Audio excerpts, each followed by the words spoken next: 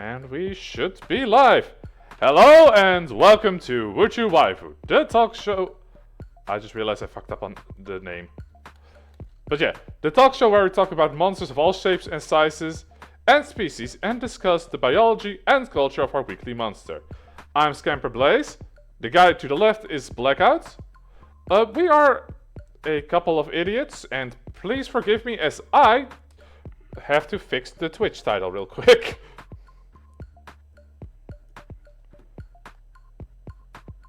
Working on it.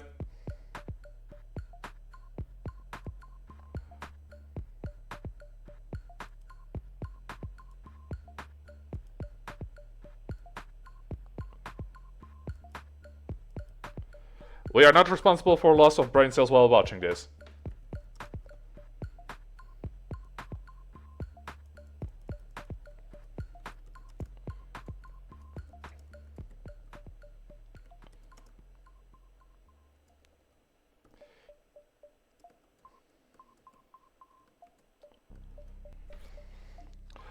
Big in trouble.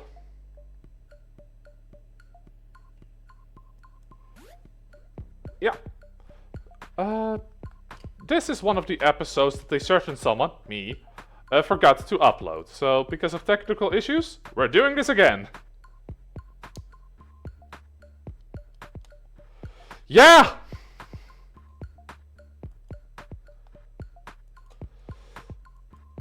Oh shit, I've been affiliated for 4 months now.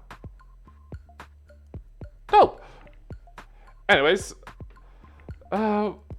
last time we did this, we had some arguments. We had some good points. We had some points that were meh, and definitely some points that we've forgotten and probably will repeat ourselves with.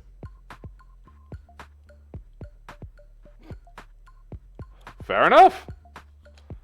Anyways, do you vaguely remember what your previous opinion was, or at least what your current opinion is before we really dive into it?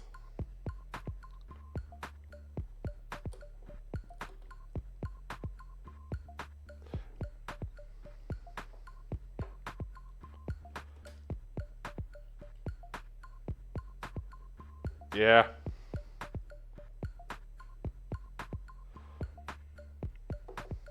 Yeah.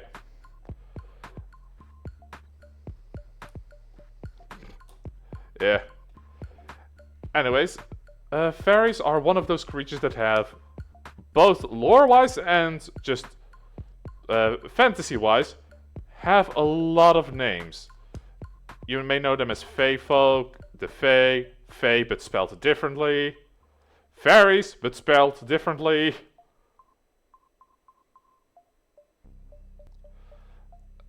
Yeah. But it's also one of those races that are gonna be inherently magical, so sadly we cannot avoid that.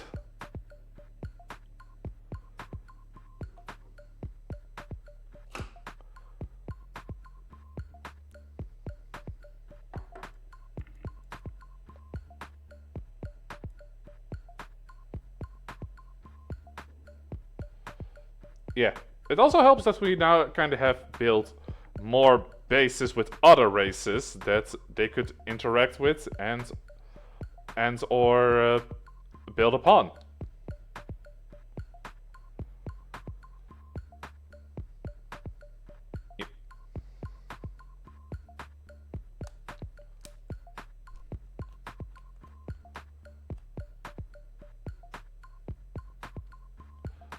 I mean, every time we say that, it becomes surprisingly expensive.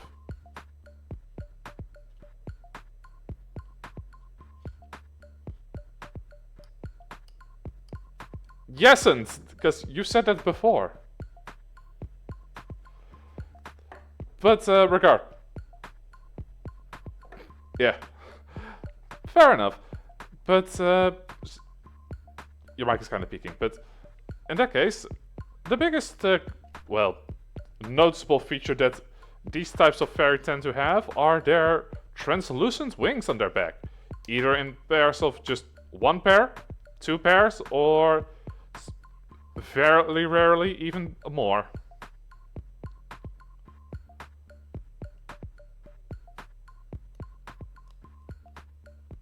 Yeah. But...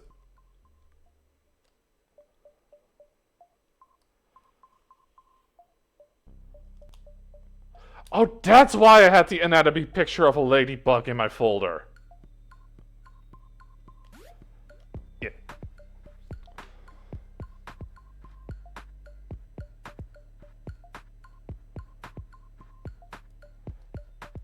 Yeah, exactly. Because one thing that fairy wings almost 99% of the time have in common, they are based on bug wings.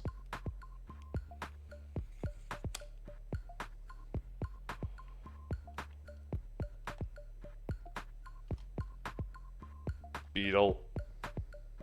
Bee, wasp.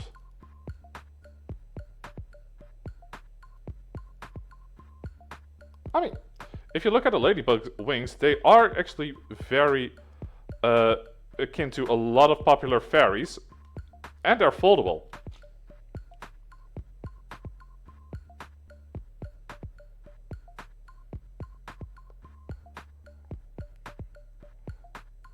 Oh, okay. Okay, I'm willing to let that point go.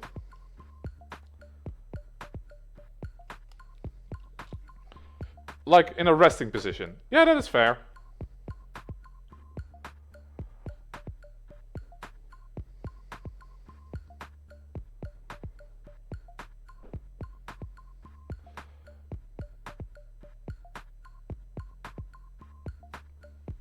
That... Yeah, I was gonna say fairy scaled doors are gonna be a problem, but normal doors, no problem. Speaking of fairy sized and just normal sized, how big are we thinking a fairy or a pixie would be on average?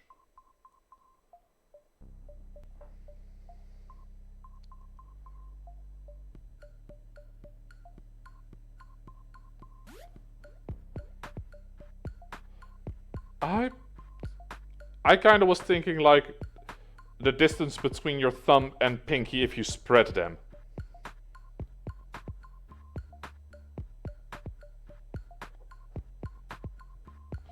Okay, since I do not speak Imperial, I'm just gonna check real quick what a foot is.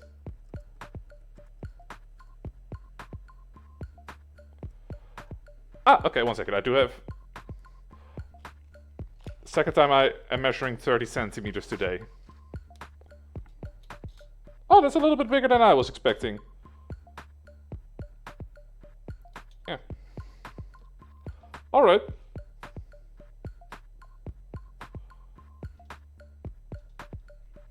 I mean, if... Yeah. Well, 30 centimeters is definitely bigger than I was expecting, because when I thought of fairy, my guesstimate was around just above 20, but I'm okay with scaling it up a little bit.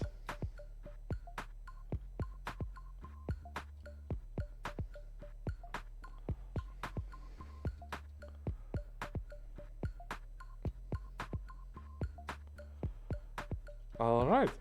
A lot of things that we did discuss previous time is already becoming a little bit more difficult already at that scale, because at one point 20 centimeters is not tall at all, but since we were gonna make them very integrated with like normal insects, that already changes quite a bit.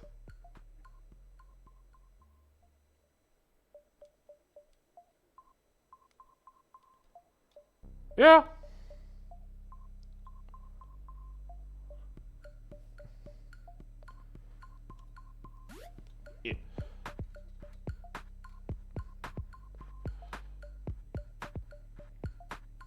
Yeah, okay, that is actually a fair argument. There are some pretty hefty insects out there.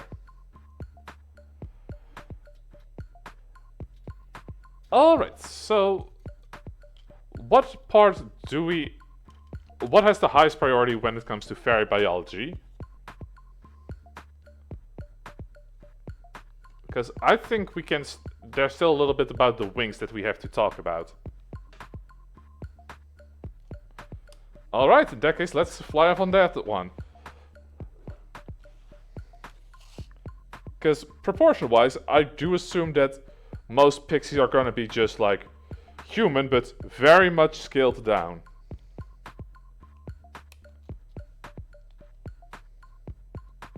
Oh.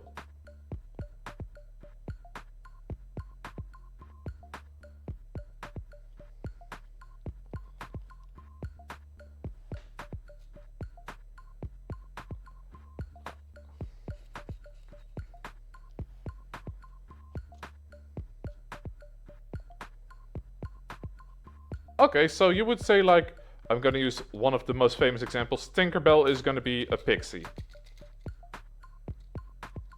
Okay, I'm okay with... Yeah, I was gonna bring that up because the insects that provide dusts are mostly things like butterflies and moths, so...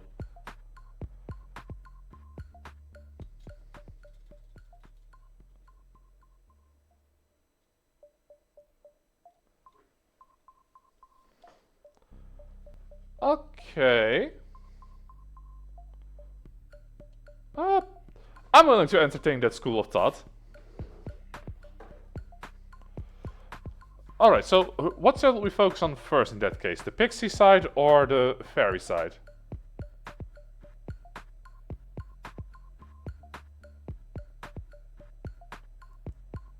Right. Okay. So I'm assuming that because they have more like wasp slash more see-through wings, they would be more like buzzing to fly around instead of actually like flapping. Okay. Okay, yeah, I'm okay with dragonflies. Fern golly. How do you spell it again?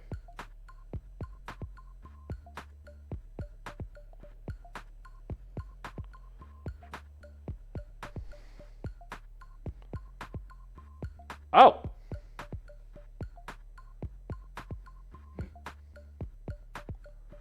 Ah, okay. Honestly, I just typed in fairy in Google and PNG.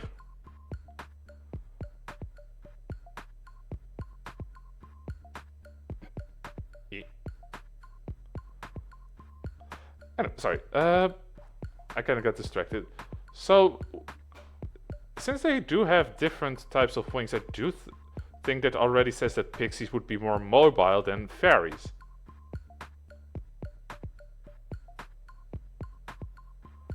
Alright. And...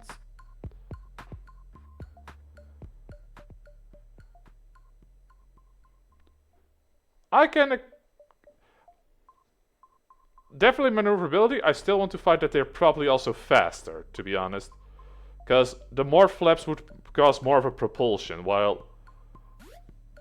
Well, I do think that fairies would have better stamina, as in they're able to fly for longer times.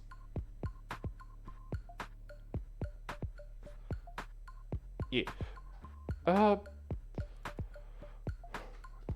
Any other specific changes that are gonna be between pixies and fairies? Oh, sure. Alright, well, Blackout is having a phone call. I'm just gonna narrate my own thoughts. Personally, I think that fairies would have a higher magic capability than pixies on average, but I do, while they grow more, pixies probably produce it in a different variation. Like, let's say a fairy would cast a spell that would have the size of... I kind of have to scale it down a bit because fairies are small. Probably the size of a... Okay, that is not... Using a dice as a reference is not a valid size because a lot of my dices are even in different sizes.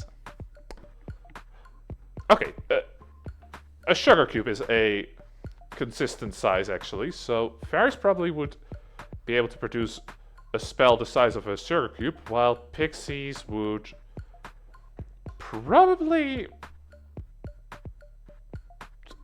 3/4 of that.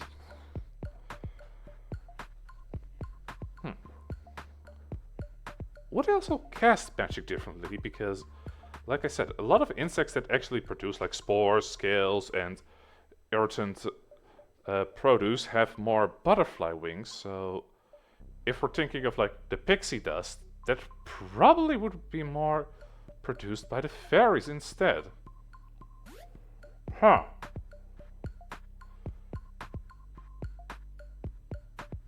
Or is it that the pixies would produce it on their body while the fairies produce it with their wings? That also kinda makes sense. Oh, then we actually have to think about like the Archfey. Oh, no worries, I was just rambling a little bit.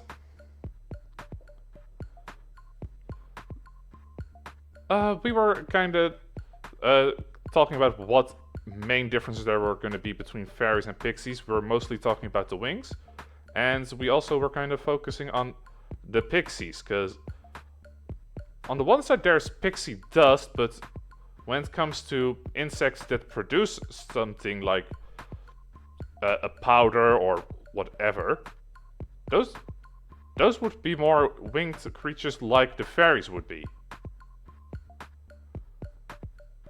So what I was thinking...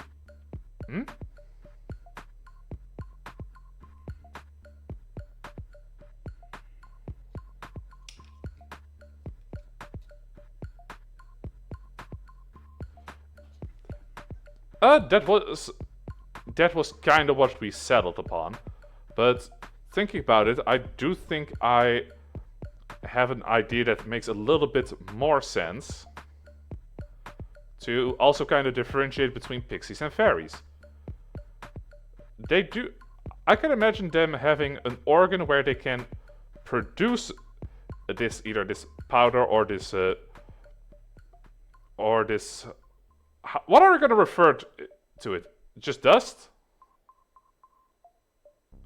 Okay, this dust that they produce is probably very conductive of their magic energy, whatever we'll settle on. But since they are kind of differently shaped, one would probably produce it on their main body, the pixies, while the other mostly produces it on the wings, the fairies. And since fairies have a bigger surface area because of their wings compared to the pixie body, I can see that also being the reason why fairies would be better at performing quote-unquote magic compared to pixies.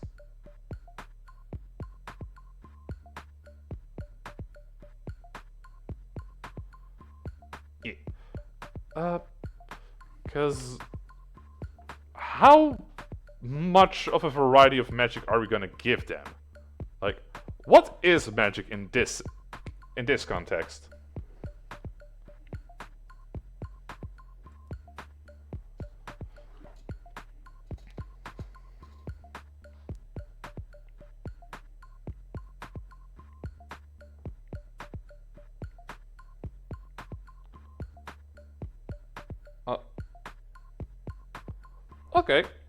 Okay, those types of magic can still be explained in a non-magical setting, so I'm definitely okay with that.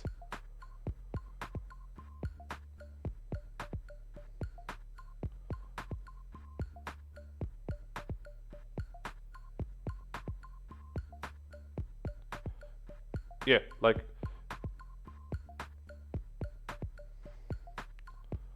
Okay, it could also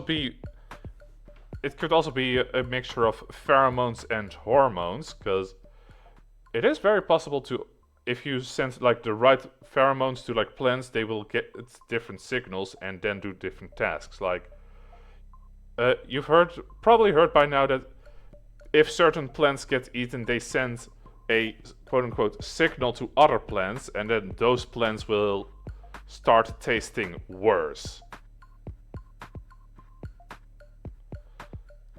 If you think of it like that, if they are able to manipulate those signals the plants either send to each other, that would also allow for an improved growth.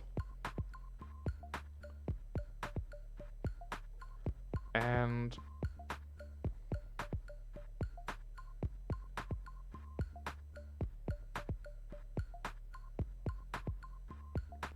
that still makes sense.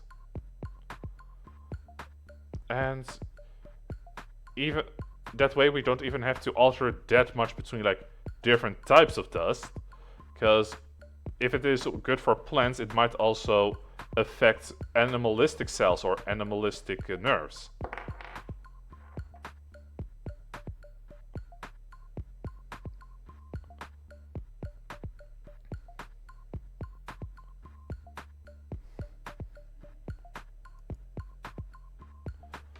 Properly like seeing, getting disoriented, not losing their weight, seeing things that aren't there.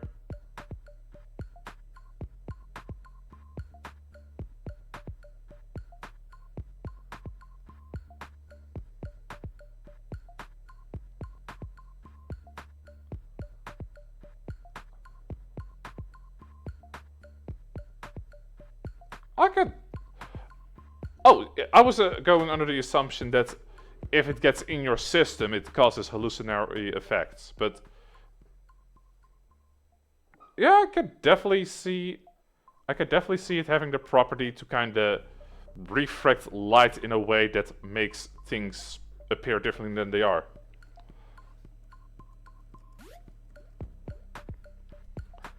Ah, they aren't actually glowing, they're just very reflective. Yeah, okay, I'm actually kind of okay with that.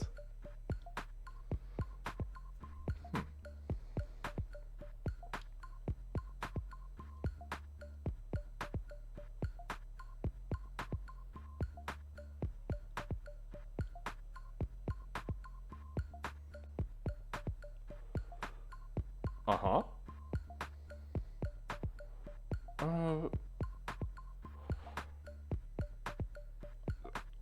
I'm just trying to think where a good place for, if it's like a hormonal gland, where it would be positioned.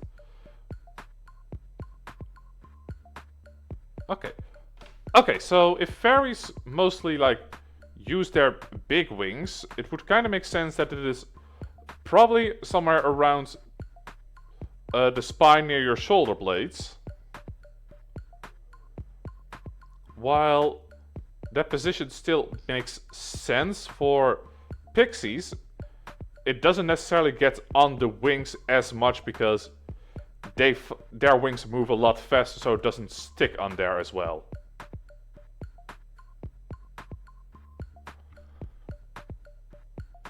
For pixies specifically, or for both of them? Okay, yeah, I can see the logic in there.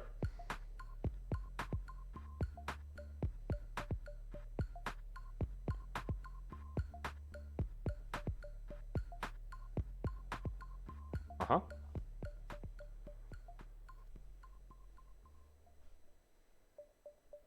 Okay, yeah, I see the logic behind there.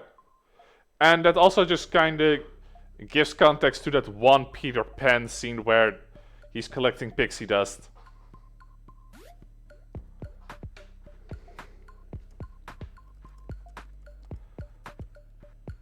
Okay, so something I just realized that kind of makes sense when thinking about fairies. I do think their eyes are going to be structured differently compared to ours. I think they have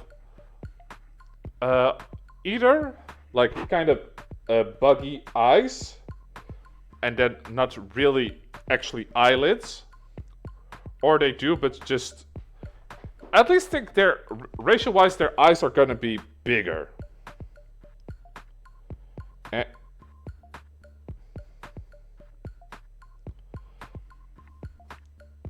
Okay, not necessarily insect.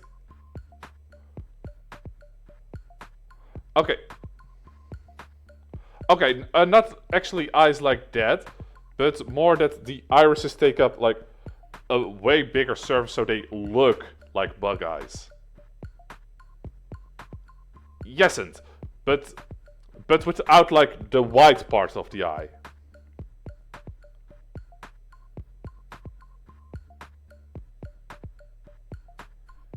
Alright.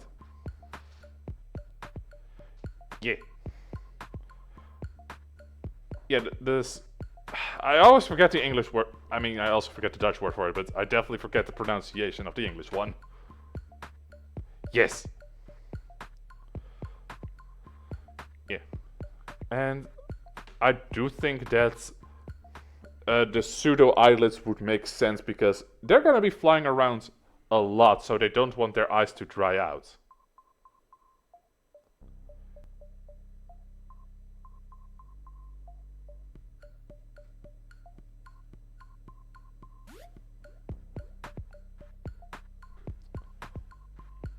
That is...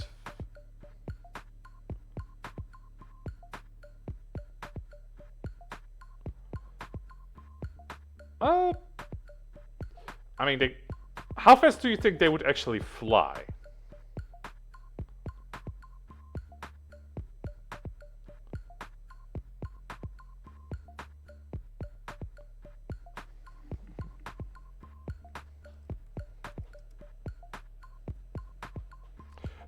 Damn. Wait, how fast does a dragonfly actually fly, since we have been using that as an example?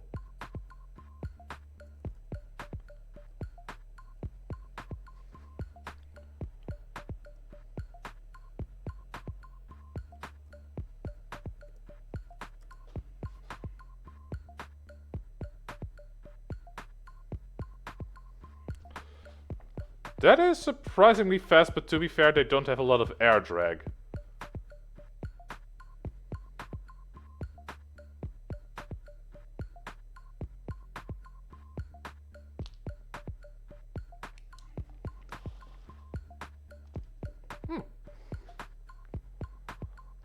Okay, yeah.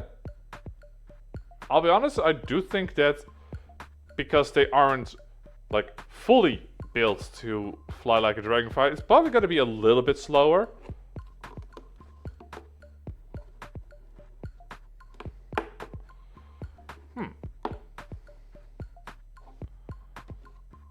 I'm trying to think about it. Yeah, that is true, because I'm using a different animal. Ants, for example, are able to jump from way higher points than we can because their terminal velocity just isn't lethal. Okay, so yeah, we can get rid of air resistance in that case.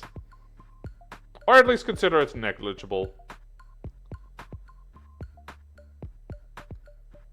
Yep. Yeah. One sec, let me actually check something. 20... Actually, since they are like 20 centimeters, that is the size of like small birds.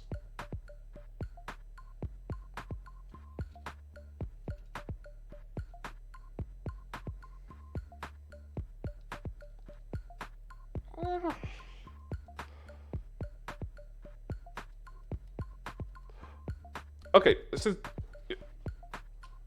okay, fair enough. I'm willing to concede on that one.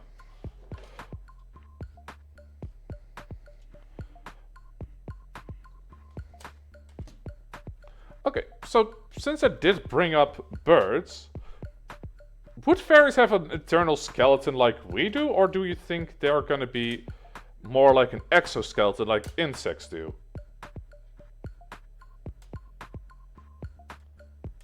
Because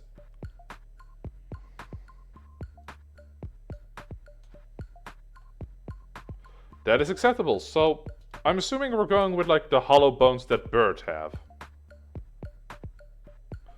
All right.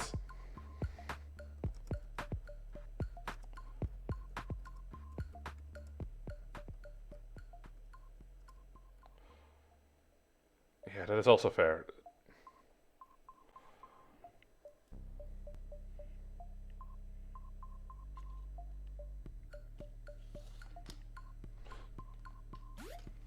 Do you think they have the same amount of bones? Because I do think they would need like...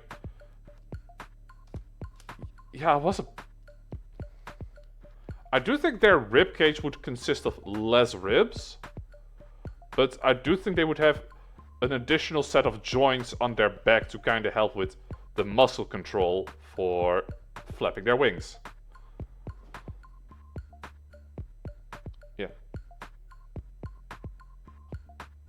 Yeah. I personally don't think it's gonna be more, just bones in different places. Yeah. Oh, since I did saw a couple of differences in the slideshow, round ears or pointy ears?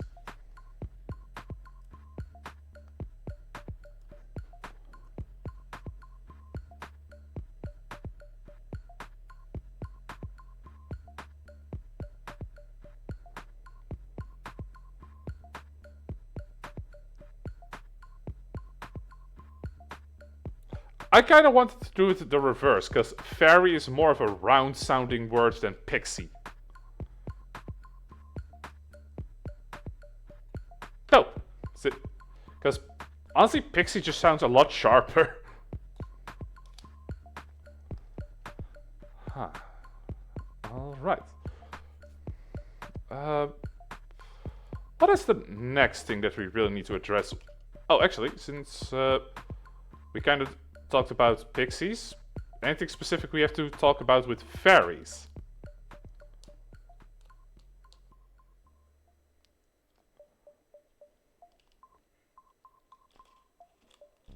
Yeah, and their wings are also better suited for gliding.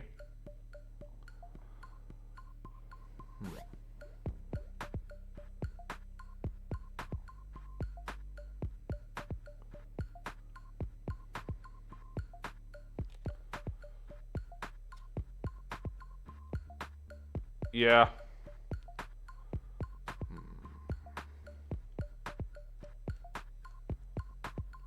Yeah.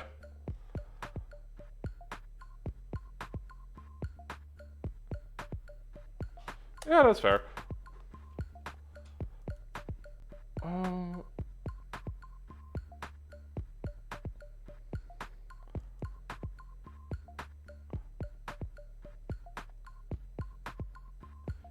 Yeah, I feel like we're forgetting a couple things that we did discuss the previous time we started rambling about the Fae. Yes, and?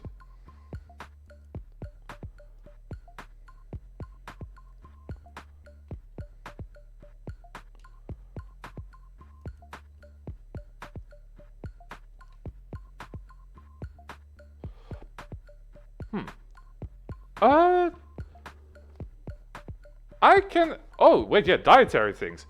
I can imagine if fairies are more like. Sorry, pixies are more like dragonflies. I can imagine they would have a relatively more stronger jaw. So I could definitely imagine both of them having like sharper teeth to kind of rip like either fibers of plants or crush shells of bugs. Potentially puncture a finger for a blood contract when you're making a deal with the Fae.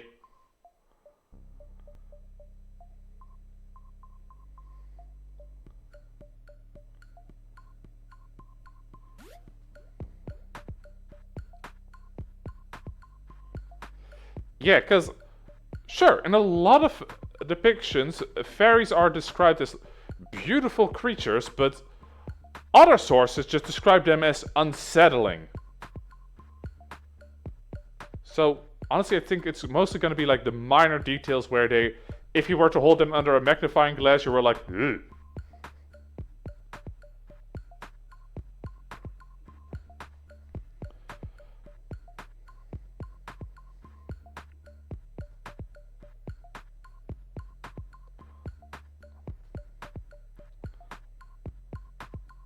I.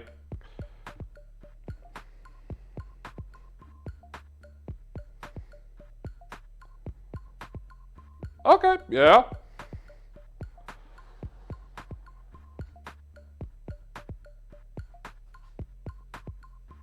I mean, if we're making both the limbs longer, then that doesn't.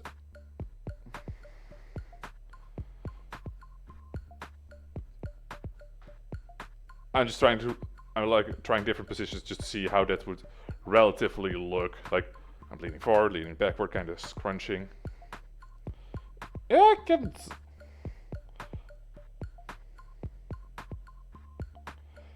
Yeah.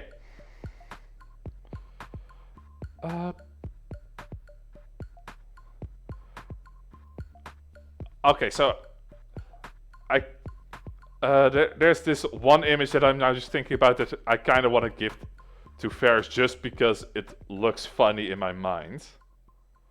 Have you seen those images of like a husky just looking backwards? Like head over shoulder, face upside down, like hi. I can see Ferris doing that on the regular.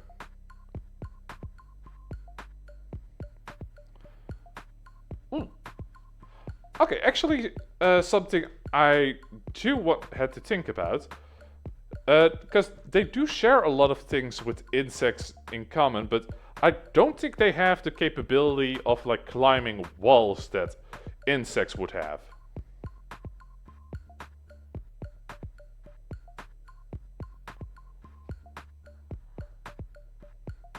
I mean, so can a lot of insects.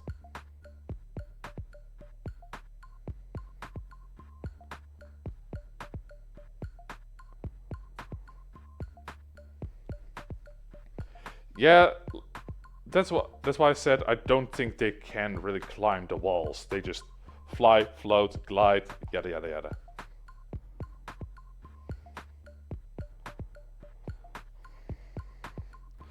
Or just perch upon a little ledge.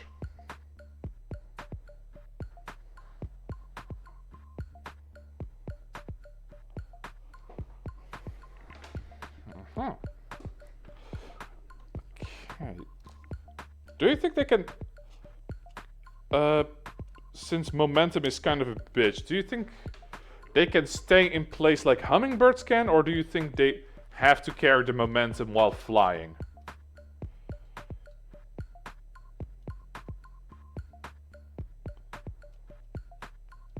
Okay, yeah, I'm willing to accept that since pixies are definitely more the maneuverable ones. They could also just stop.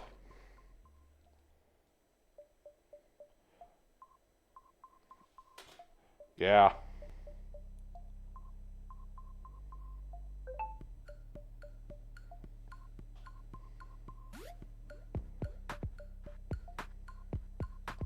Yeah, like flap, up, falling down, flap, up, starting to fall.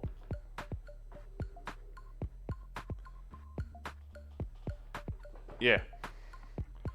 Yeah, because that's more like the butterfly crawl while we swim. Yeah, that is honestly quite logical.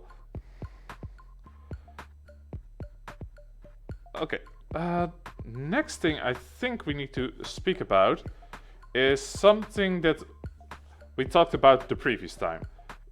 The upper size limit, we kind of attributed to both hierarchy, meaning the bigger fairies and pixies were more important than the smaller ones.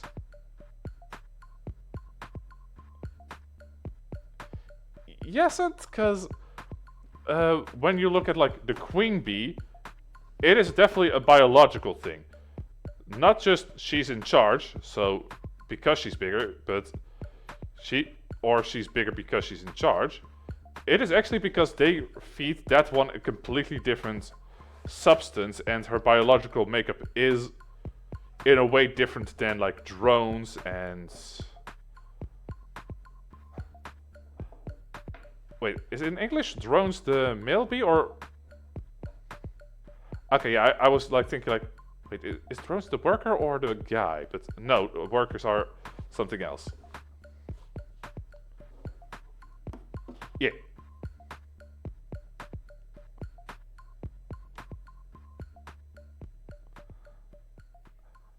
I mean, depending on the sort, because I've also seen like ambrosia being nectar of the gods, as in the Greek pantheon. It's mostly like a Germanic, British folklore that attribute that part to fairies. Oh yeah. Uh, yeah, that is acceptable. That their ambrosia for pixies and fairies kind of works a uh, like a growth hormone or growth supplement. Wait, you said pixies could make ambrosia? That kind of no. Hear me out. Something just kind of popped in my head. What if instead of just them being subspecies of each other, they're like different castes of each other? Like how I'm going to use termites as an example. The soldier termites, while coming from the same queen, look completely different than builder termites. So instead of making them two different things, what if we make them the same thing but with different roles? Because out of everything, we don't really have a species that has like caste dimorphism.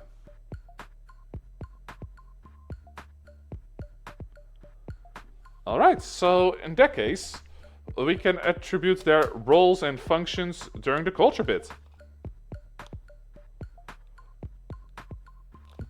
But the reason why I brought up upper size and size matters for fairies is mostly because of one specific entity, the Archfey. That's kind of why I wanted to bring it up in the biology section.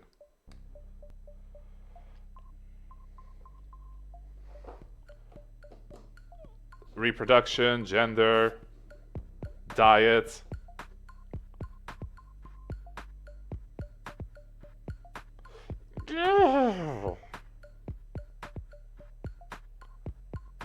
If you're adapted to it, I would say it's biological, because the only animal I will allow to say that their diet is cultural is the panda.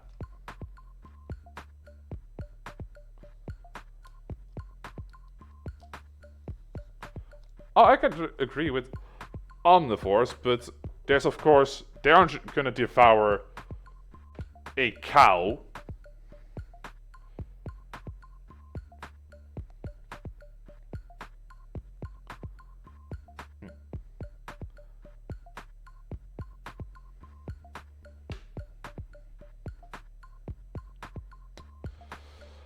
I don't really see a reason for them to have them.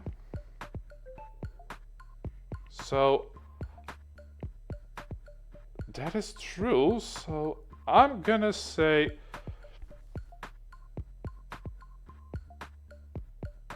touche. In that case, the only reason why I can think they potentially would have tails is, well, so some butterfly wings do have something like a tail on there to kind of help with flying, so I kind of can see the utility for like balance, steering.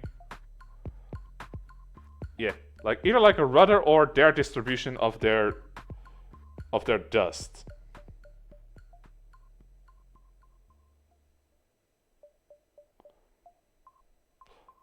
I don't want to give them either one, not just one tail, but like kind of like a swallow tail.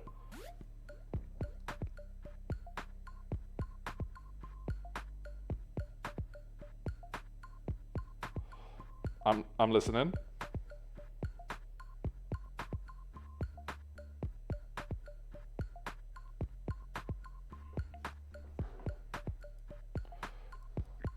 Yeah.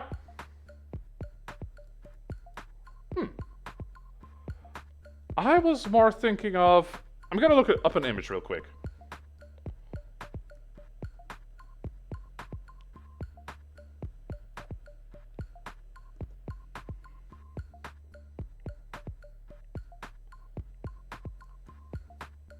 Yeah. I was honestly imagining something more like an actual coat tail. Like 2 flaps at least.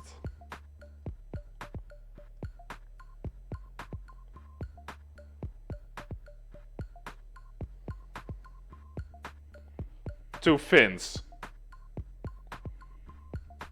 Yeah, I can see where you're coming from, but I don't really see. I don't really see the benefits of having a tail with like a potential spinal thing in it. Yeah, but I don't think a long tail like that would be that useful for them.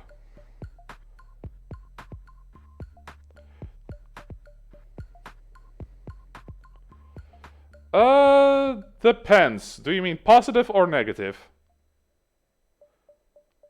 Hey, we need to have some additional weak points.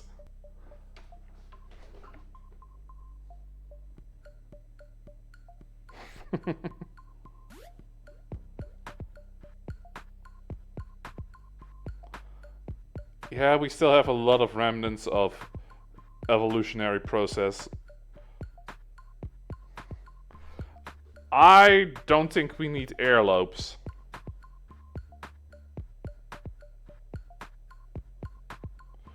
Yeah!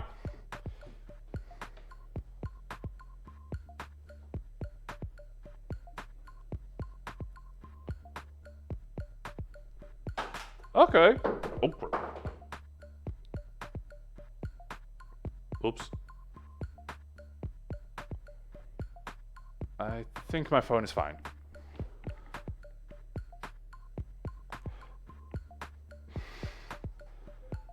Alright. I'm okay with them having a tail. If it's like potentially the same material as the wings, that would kind of make sense. But I can also see like a little tuft of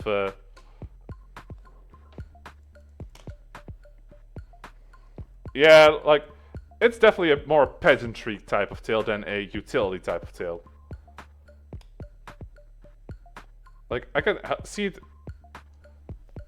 1 second, I found a good image of what I can expect, and because I really think a swallowtail would make a lot of sense. And let me find a good image where it shows exactly what I think would make sense.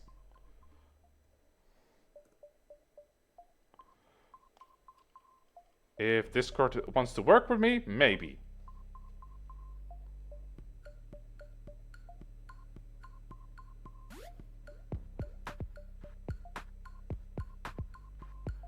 Yeah, so kind of the same functionality as what the toothless tail is, just not as long.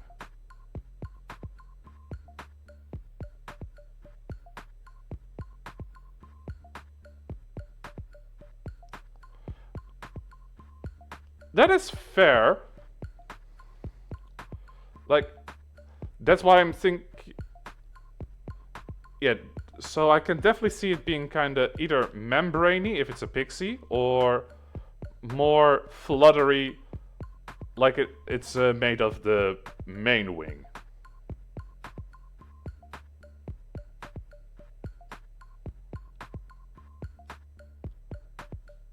Yeah.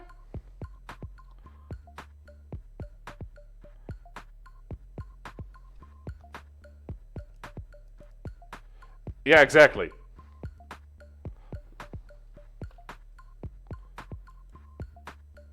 Yeah, I do. Actually, I do have something that kind of makes sense. What I can potentially imagine is if it is a secondary set, it could be the same material as the hair on their head.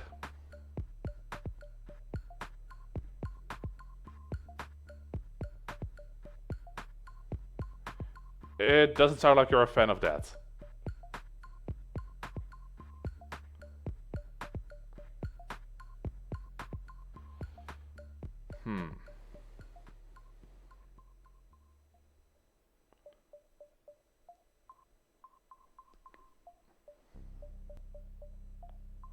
Oh? Okay.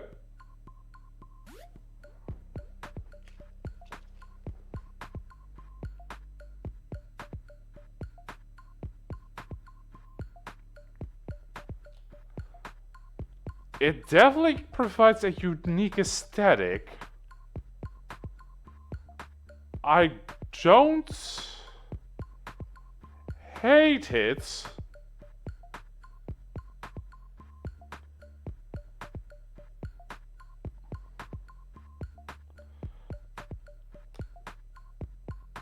Oh, then it looks like they have long hair when they're folded down. Oh. I mean, I could definitely see it, because once again, moths are a thing. And the outside of the wing could definitely have a completely different color palette than the inside of the wing. Which also happens with a lot of normal butterflies. I'm not hating the idea.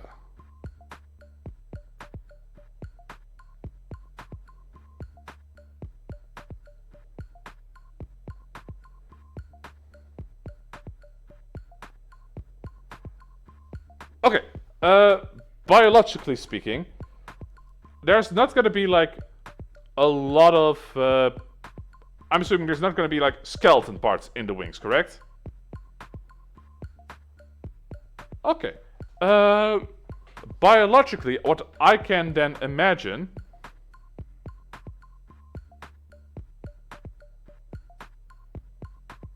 That would kind of undermine a lot of the things we did establish, though.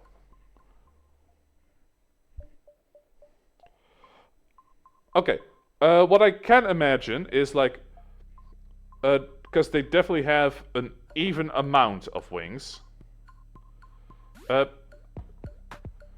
Their posture would mostly, when like not flying, would mostly be kind of like with like their chin up, giving them a little bit of a smug expression. But when they like do the chin down, tendons that would be attached to their head, like potentially where their antenna would be, would then help unfold the wings. Like, how to explain this? Like,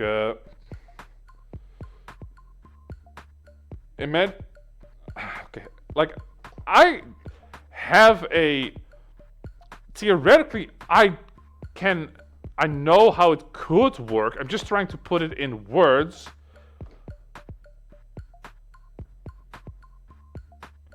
Yeah, like, I don't hate the idea. I want to make it work. Yeah. Yeah. Yeah. Okay. This is not a I don't hate it. This is a more of a I don't hate it, but I can't make it work. Like, I want it to work for some reason. Yeah.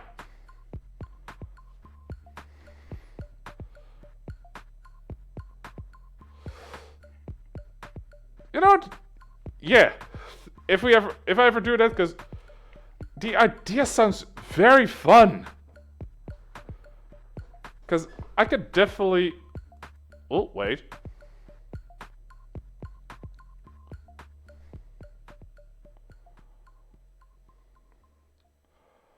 Oh, wait. I kind of have a decent analogy. Kind of like how an umbrella works. Yeah. So, normally there would be like a little bit of tension pulling it backwards. That is when they're furled back.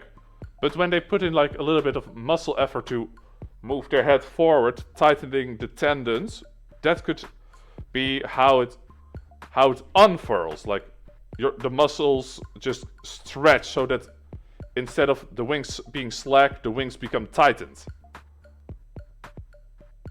What?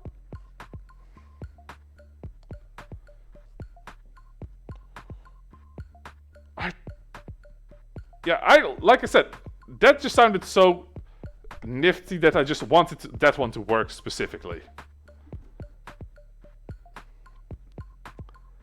Let's see.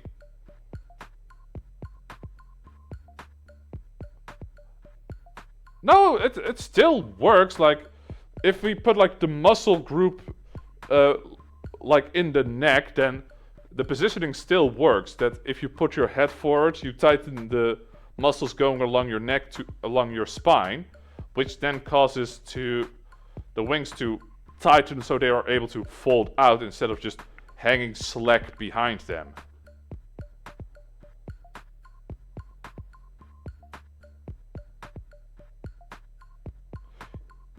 Yeah.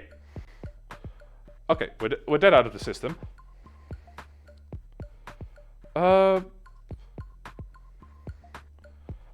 I mean, it's fun. It's how we get our stupid headcanons like British cat girls, cowboy vampires, Viking fox girls. Yeah, so and sometimes you have to put in a little bit of effort, but when it works. Alright. What about genders? Like, are fairies gonna be exclusively female, or is there gonna be a portion of men?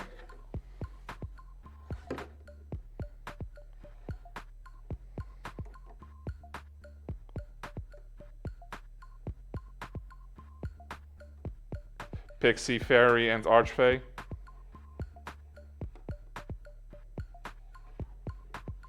Okay.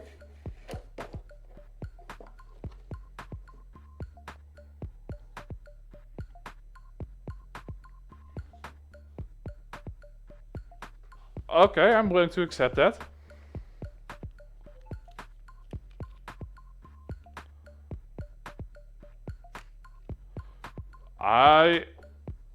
I'm willing to entertain that notion, yeah.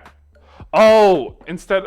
Oh wait, yeah. Instead of them not just being cast, but like how a bull and a cow are different, or a chicken and a rooster. All right. Ooh. And if we make it so that the pixies are the one that make the ambrosia, that would make the men's the more producers. And then we could turn like the fairies more into the like guardians and such.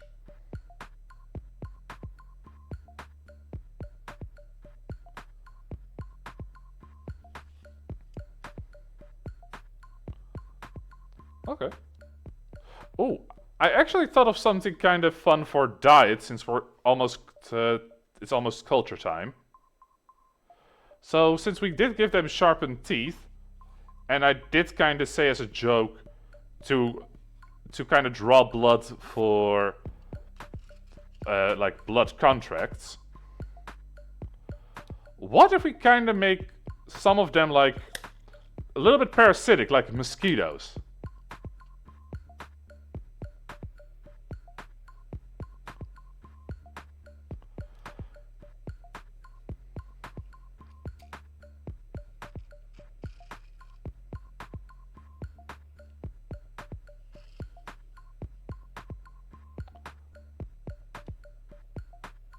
I kind of want to... Wait, what was the race that before... mermaids. Mermaids were the ones we just made assholes. Because I do kind of want... One of the reasons why I kind of want to make them more like mosquitoes... With the sharpened teeth we could kind of make them like vampire bats that just draw blood or fluids from bigger creatures and plants. I also just want to kind of make a nod to all the lore that just state that fairies are assholes. Like mosquitoes.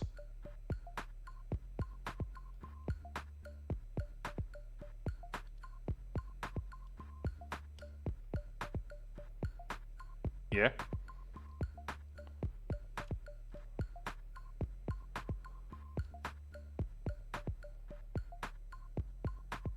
Rich.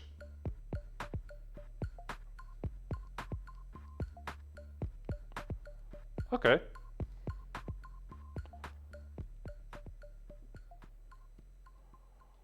Oh, I know something fun.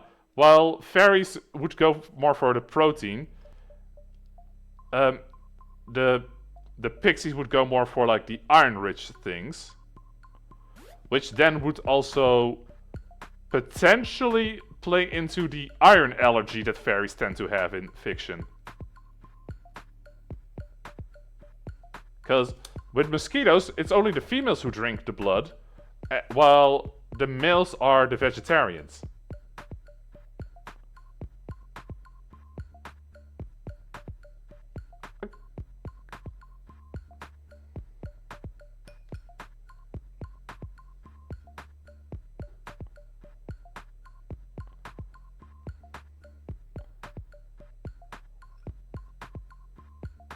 That is fair, and since they are like 20 centimeters tall, insects would be a very good source of definitely a good source of protein for them.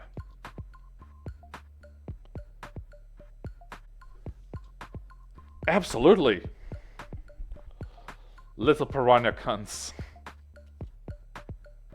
Yeah, I'm okay with since we, yeah. One.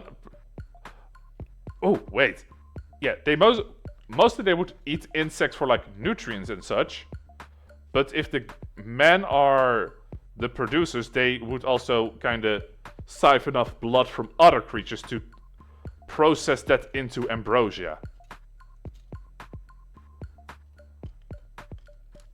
Yeah, I'm kind of down for that.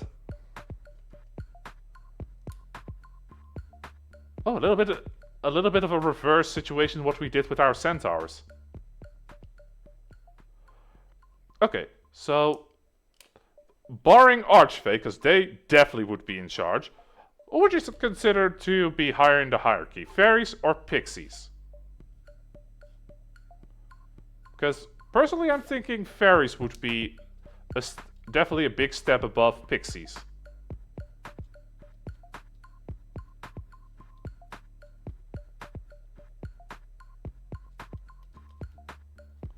Yeah, that is true. Mostly because it's probably because whenever I think of fairies, the first thing that pops in my mind is a female fairy.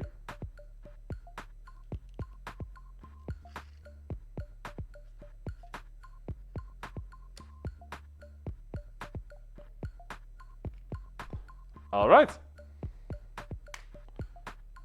In that case, it's culture time.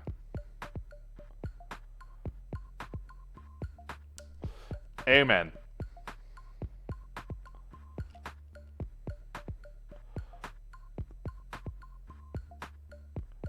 Okay, so considering fairies mostly are a European, started out from European folklore, I would say their main source of habitat would be...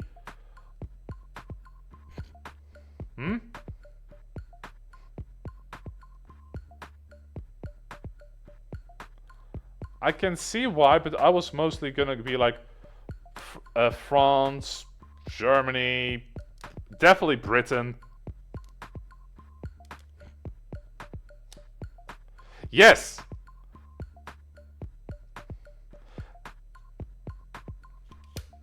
Yeah, but one time we got gold because we put some things in Europe that wanted to leave Europe. Yeah, now that I think about it, our two biggest revelations were like things that want to leave Europe.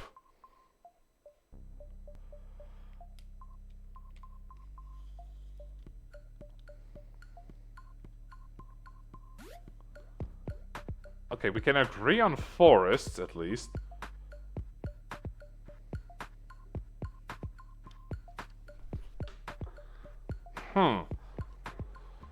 Like, I don't think a rainforest specifically, mostly because of, well, the climate.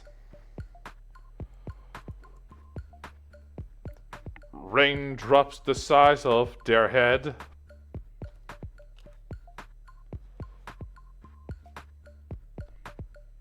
Fair. I'm gonna look up where the highest concentration of insects is.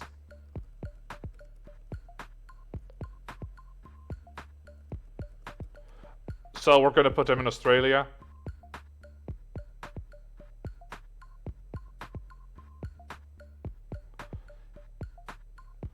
through. Let's see. Highest concentrate of insects would be...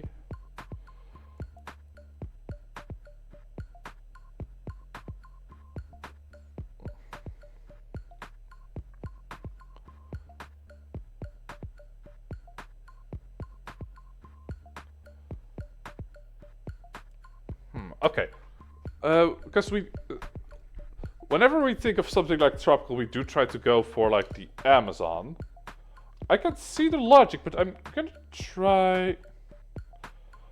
Okay, greatest concentrations of insects.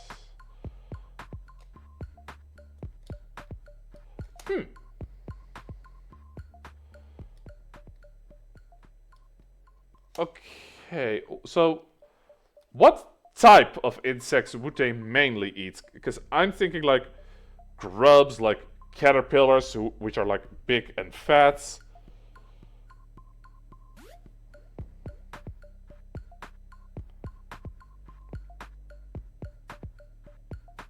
Yeah.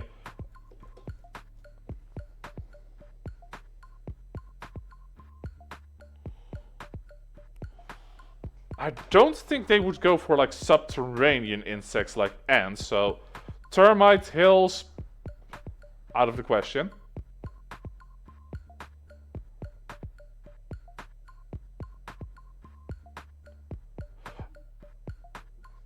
You know what? That is a good point, because it is a massive S structure.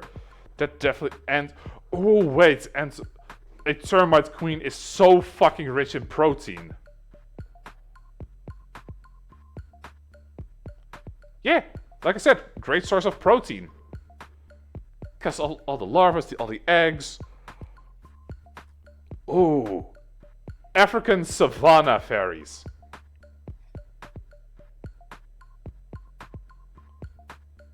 I'm not...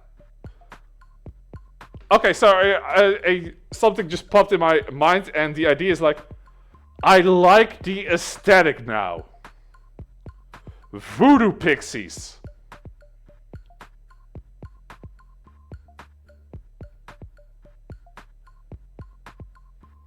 I mean, most of the time I see them wearing like leaves and plant matter.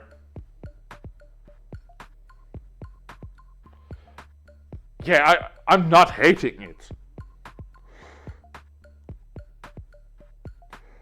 Okay, I either want to say Africa.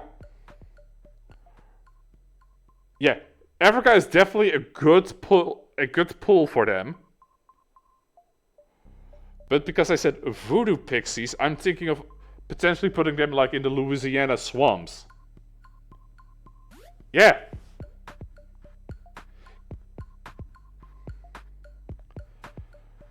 Because that would... Because a swamp definitely fits a potential Fey world scenario where you would get easily lost. If you're not careful, you'll never come back.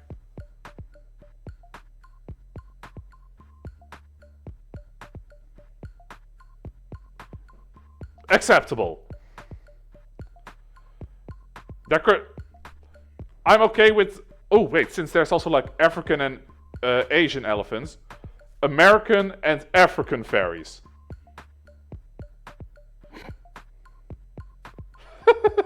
You know, just for that.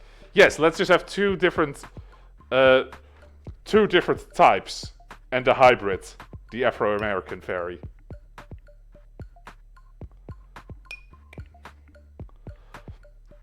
I kind of also like the image of just... Because I can't think of one. A black pixie or a black fairy in any form of media.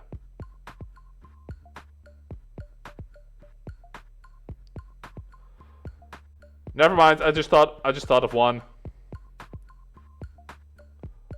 Flora from Wings Club.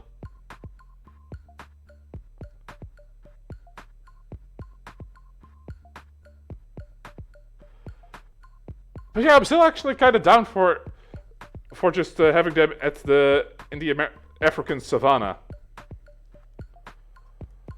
I'm just looking up a map of Africa real quick.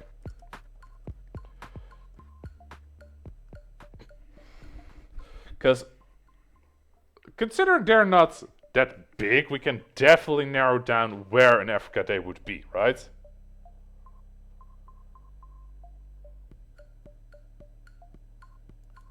Yeah, I was thinking the same.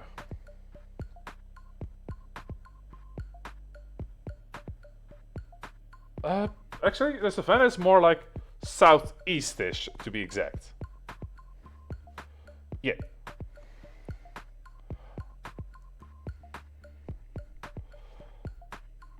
Okay, like the Congo. Yeah. Oh, wait, yeah, if we put them near the Congo, that's a lot of water that they can definitely utilize both for drinking, and a lot of bugs are drawn to the humidity there. One second, what? I'm gonna look at what the climate near the Congo is. I'm more talking about like winds, rain.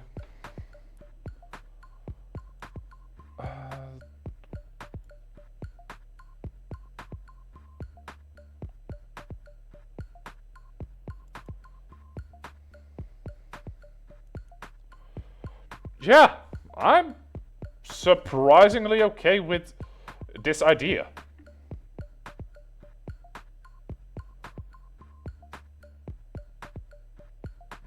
Yeah, the more we think about it, the more it makes sense.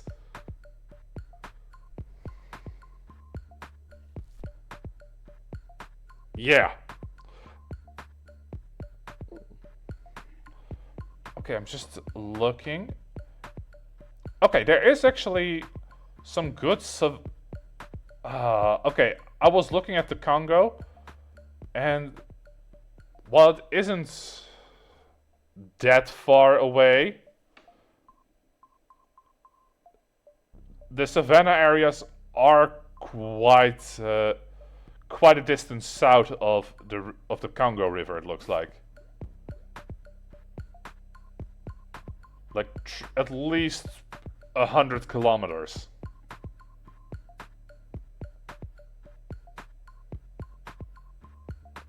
That is fair. And they probably would be able to travel at least a bit.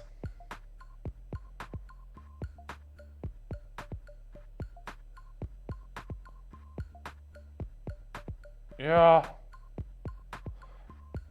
They're the queen of the Congo.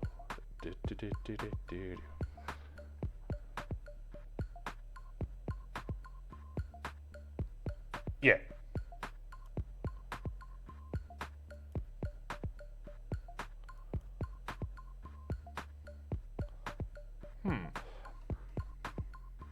No, they're definitely more like either scavengers, parasitics. If we're gonna give them the culture of making deals, they're probably also gonna be like merchants.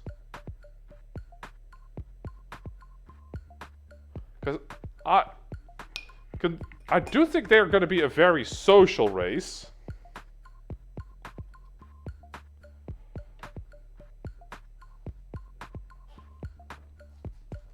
And a lot of lore, a lot of depictions also show fairies of like making deals, sometimes yeah. If we're gonna put them in like other races, their habitats, then I'm gonna actually say quite big, because they could also like nest or settle in like, let's say, a human town or whatever.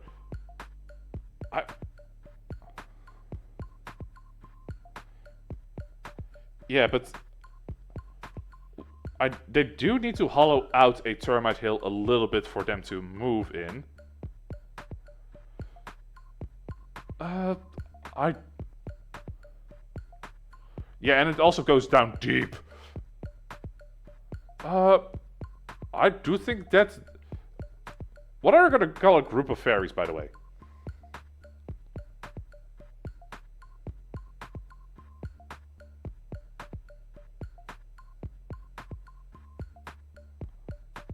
think last time I fought for the term hive.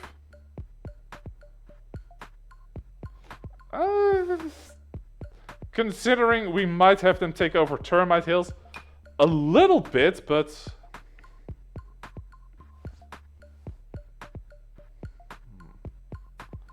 a swarm of fairies, a pest of fairies, a pest of pixies I kinda like.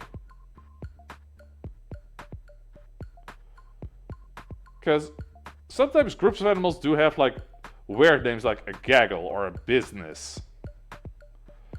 Hell, crows are called a murder. No, I was gonna say a loophole of fairies, but...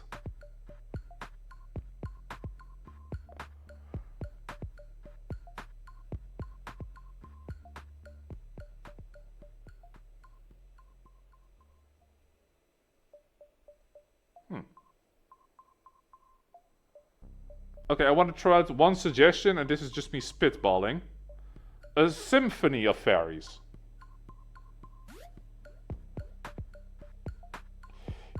Yeah, fair enough. Like, I was thinking about, like, I don't hate it, but it doesn't click. But, yeah, I do think that we can definitely have the bigger groups compared to our others, so...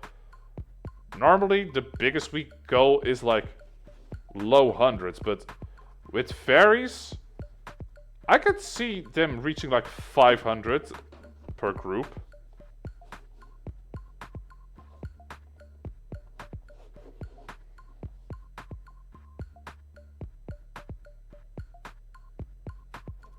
What you googling?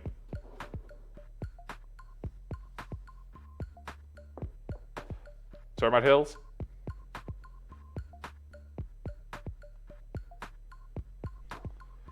Fair enough.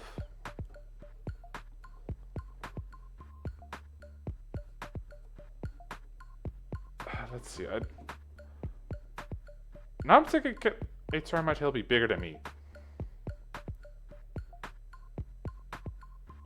Termite hill can be taller than giraffes. Yes, please.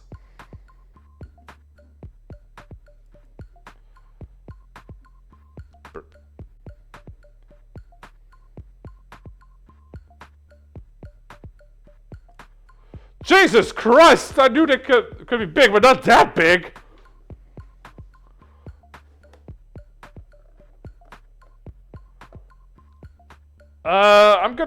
I think it's like 7 meters. I vaguely remember 9 meters, maybe.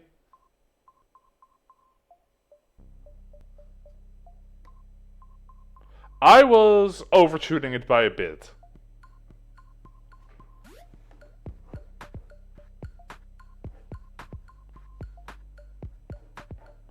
Yeah, because when I think of a termite hill, I think of more of the dark reddish ones that...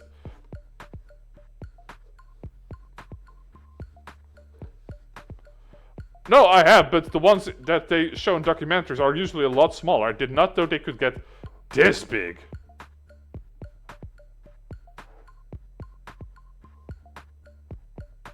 Good God, I think that hill is bigger. I think that thing is not just in height, but total surface might be bigger than my apartment.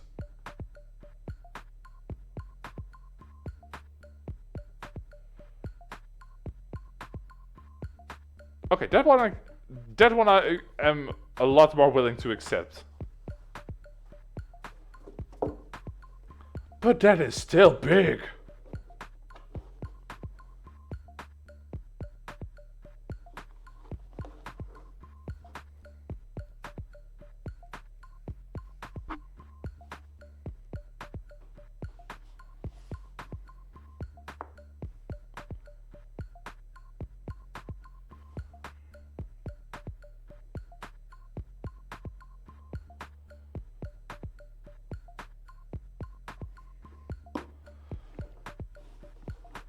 Right, but those, now that I think about it, those termite hills are also pretty close to each other, so... Yeah.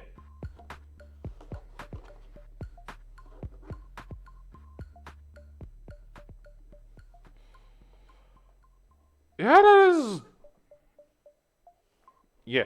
But I'm assuming that this applies to, like, groups of fairies that don't have an archfey.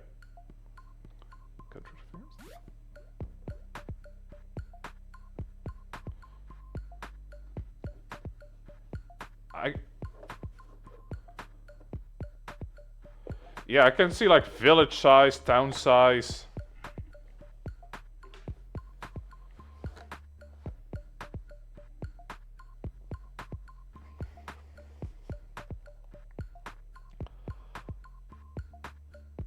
Oh, right, yeah, and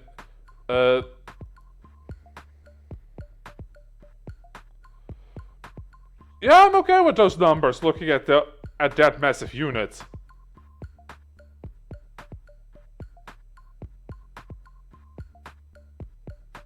Look at them!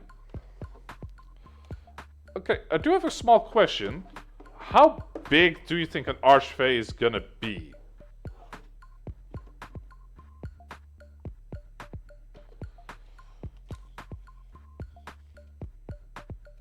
I was actually willing to make them like...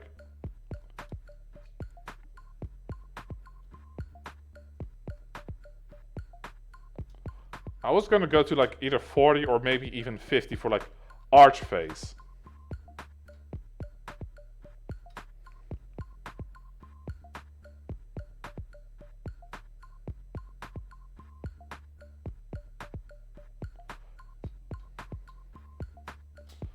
Okay, that is fair.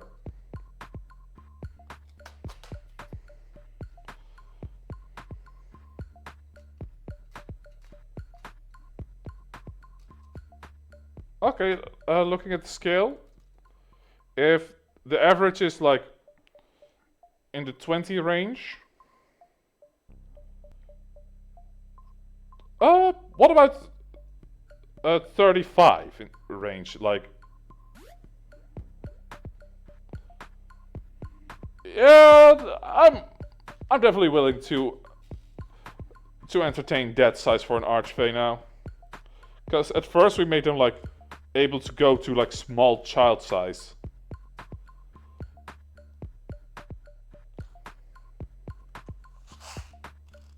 Okay. Oh. Do you think swamp fairies are going to be bigger or the savannah, the Congo fairies?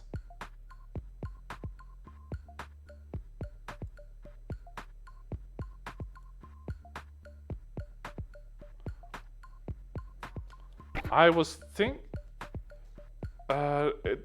considering it's probably colder in the swamps. I do agree with you there.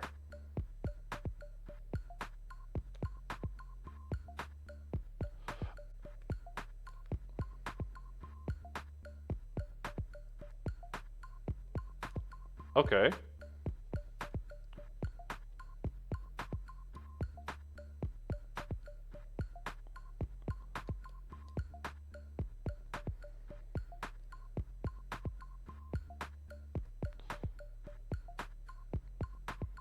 Okay, I was willing to accept it because evolutionary speaking, things that are further away from the equator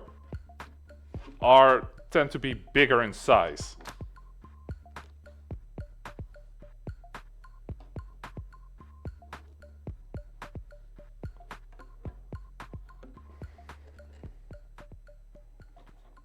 Yeah. Yeah, like I was gonna agree with you there.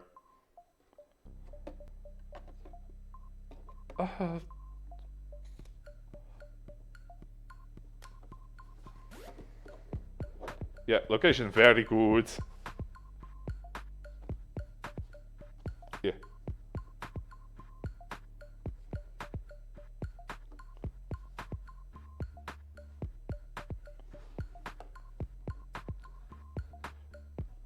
Wait, is that the like the gender roles or like cat?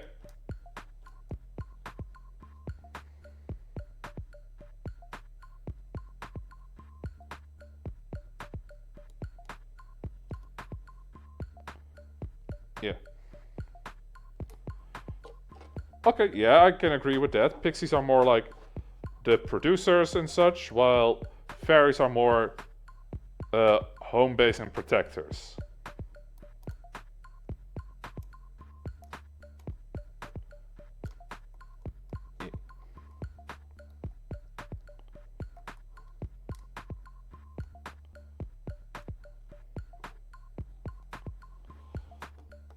Uh,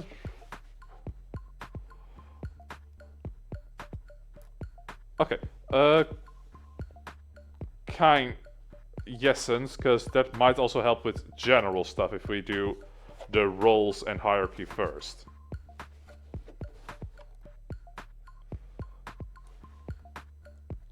Okay. Okay. In the top we have the archphase. These are definitely the biggest and the most powerful ones.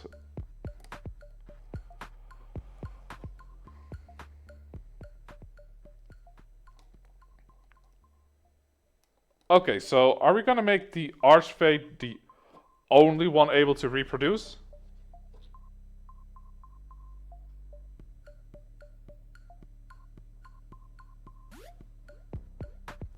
I have never really delved into the Smurf lore like that, so could you please elaborate?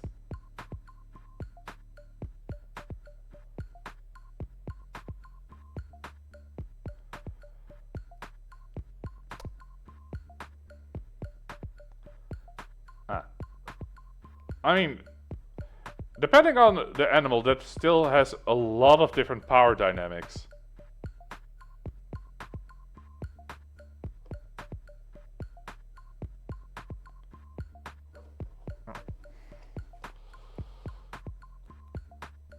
Yeah. We're not gonna do a Would You Waifu Smurfs. Technically two, but she's a redhead.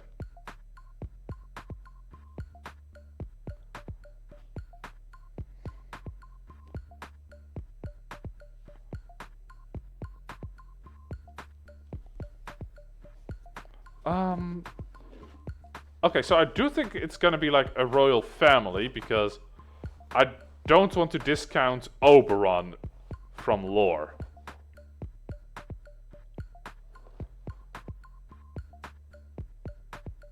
You mean like authority or like what type of power are we talking about?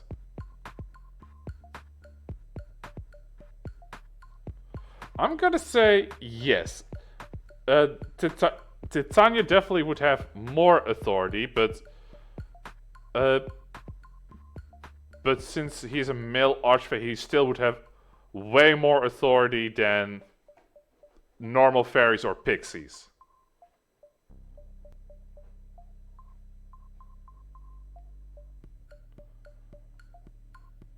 Titania.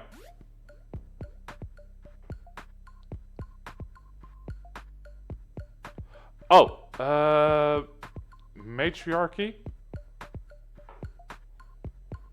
Yes. Alright, yeah, matriarchy is easy, it makes sense, because we still think of fairies like predominantly female.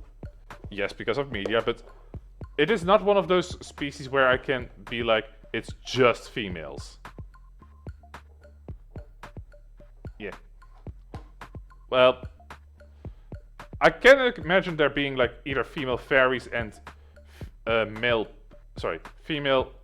pixies and male fairies. Just the ratio is a lot more female dominant for the fairies. Like, I was gonna say 80-20.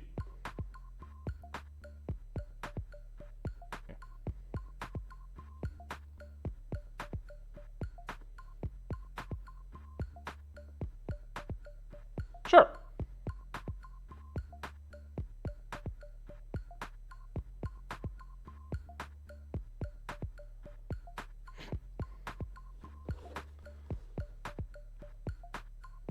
Okay.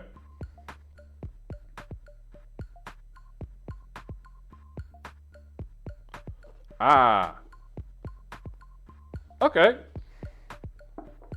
Yeah. So basically ferrets have an X, Y, and Z chromosome. Yeah, but we only have 2 types. They would have 3 types of chromosomes. Yeah. Let's see. Pixies are... Since pixies are more like the maneuverable ones and the ones making the ambrosia, I'm gonna say they are more like... Okay, wait, we were starting at the top with Archfate. Never mind. My bad.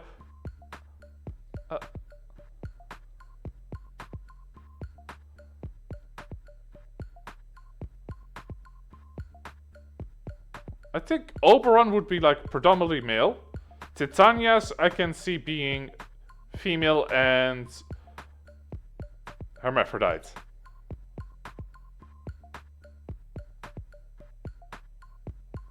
Yeah. I mean, if we're giving them trigenders, because we don't need to make like a 3rd type of art. Do we need to make a 3rd type of archface if we're making the quote-unquote males Oberons, the females Titania? Do we need a 3rd one?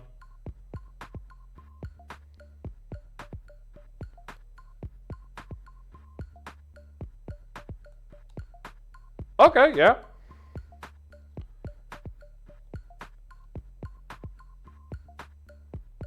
Oh, so you're saying that, with how bees, if you give royal jelly to a worker larva, it grows into a...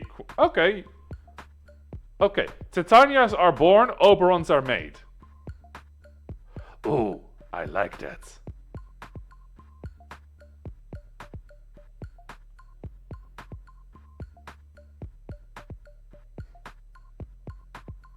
No, reverse. Yeah.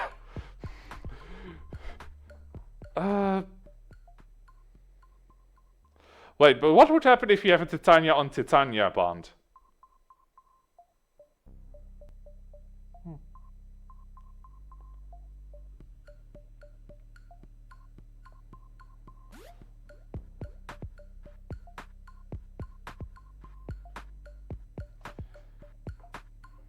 Yeah, I kind of like the dynamic that you need a Titania and an Oberon to make a Titania, Ambrosia to make an Oberon, but a fun thing that I like about bees is how they reproduce.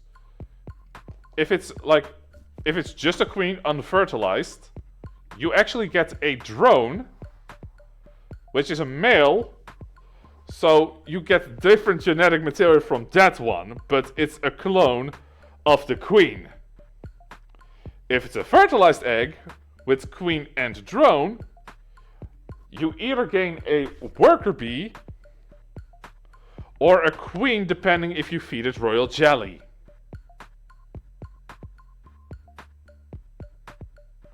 And if a queen dies, the only reason a hive can continue its population is when the hormone blockers that a queen emits, preventing the workers to lay eggs, to wear off, allowing the workers to lay unfertilized eggs, producing drones again.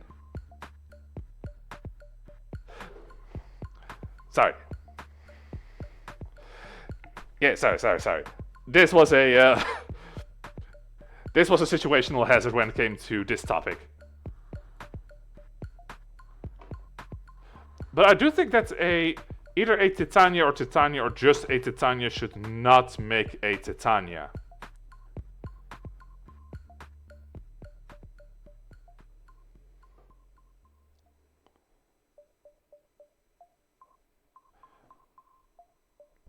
Okay, fair enough.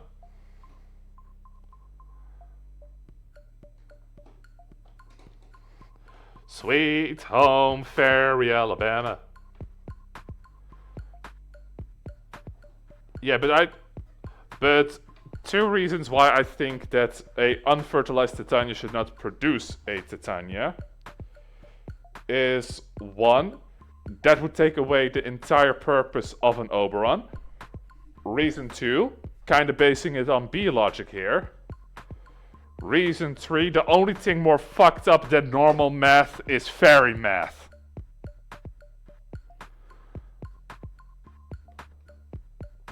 Yeah.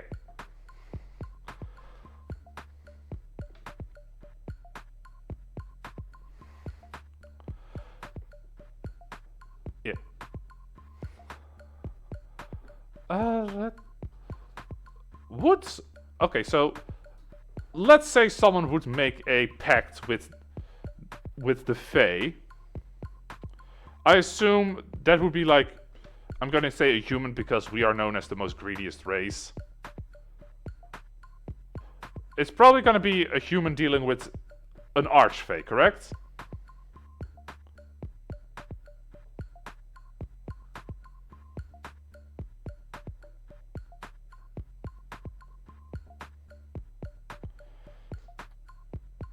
Yeah.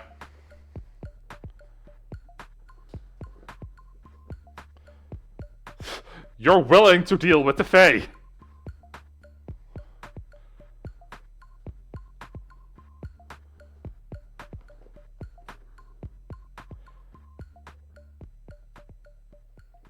I mean, at that point, they're like, you ignored every safety signal up till now. Okay, I'm willing to listen.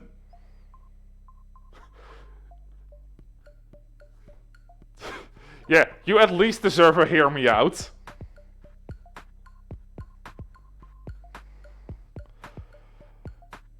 Ooh, something else that I kinda had to think of. Are you gonna mention changelings, or is that a whole nother can of worms?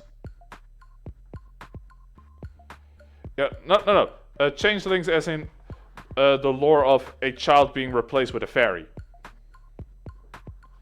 Alright. In that case, Fae is just a species, and fairies and pixies are just the ones we're dealing with today. Okay, that's a species, but an order.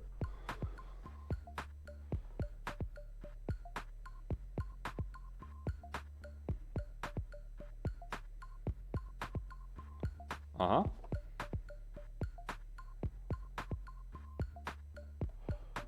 Ooh. Kinda... I was about to say a TARDIS hive. It's bigger on the inside.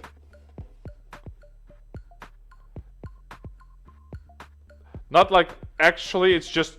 It just looks a lot smaller on the outside. Yeah. Oh. Yeah, I'm okay with that.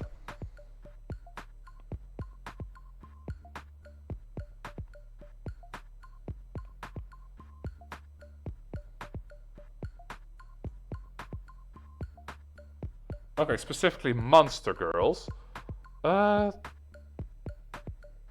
Yeah.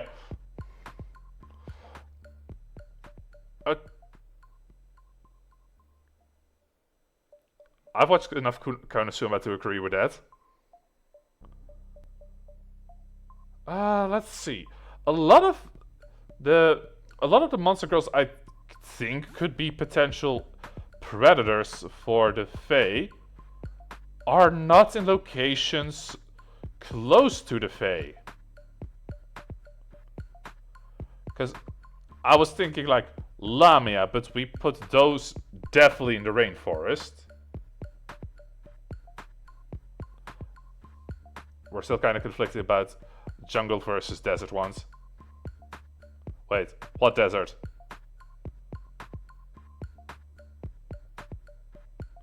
Yeah, that sounds about right. Like, we made those a little bit more of the Asian ones. What was... Wait, what was the monster girl we put in Egypt again? Cowgirls, right? Yeah, I remember it was a specific one that we were like, It might have been bear. No, bears we definitely put in America.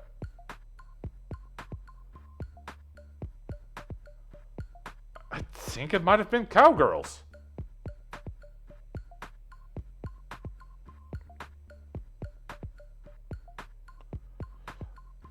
We really should write this down somewhere.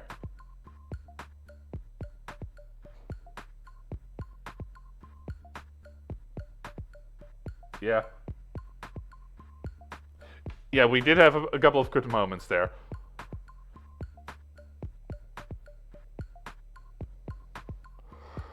Okay, I think I think a very decent competition one. Like, if we're gonna make them deal makers, and this is an if, they would fill the same niche as demons. So I could definitely see them competing.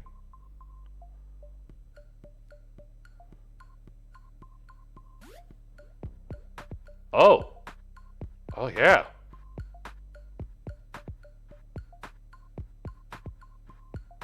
Oh shit! Yeah, we have fire giants down here.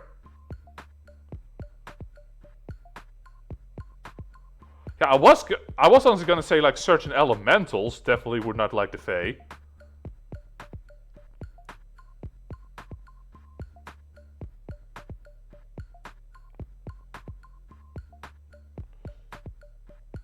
Yeah.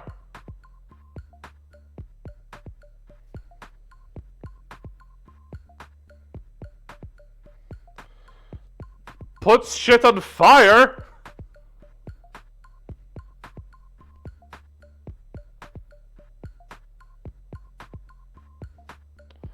Okay.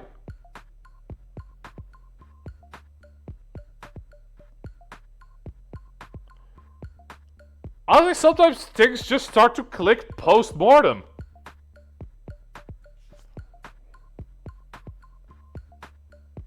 They find like... They age like fine wine.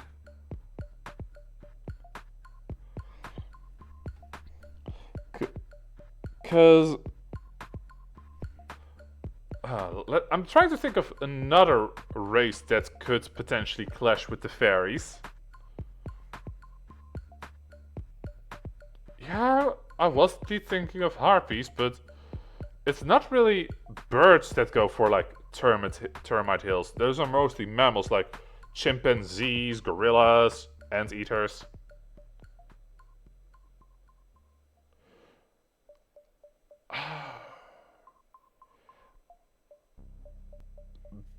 I am gonna say, because I can definitely see bear girls being in Africa, and they are... Wait. Yeah.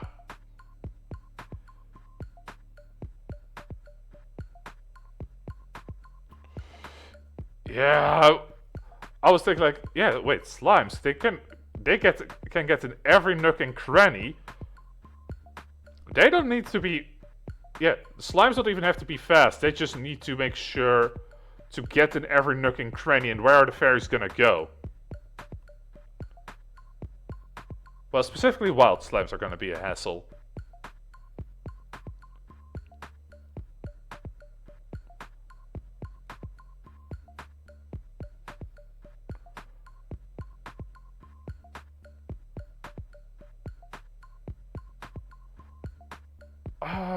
Yeah, no. Illusionary magic? No. If the slimes have eaten a lot of plant matter, maybe, but that is a stretch. I would say that fairies are very good at using their magic, though.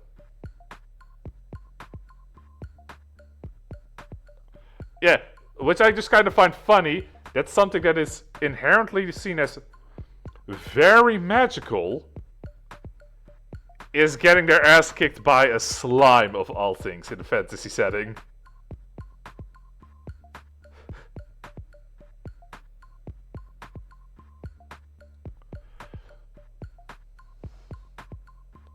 Oh god, fairies live off the drama.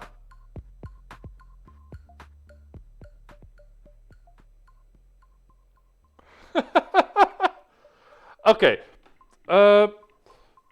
Something I do think that we need to talk about is fairies in a human culture, because considering their size, they definitely would be able to set up like a little colony in like in alleyways easily.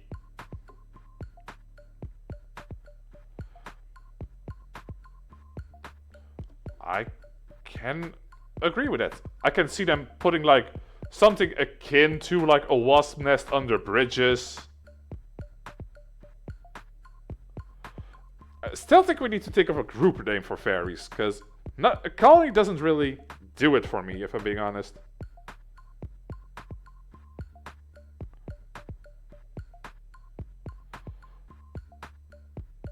Yeah, I'm okay with coming up with something else. Let's see. I did have something.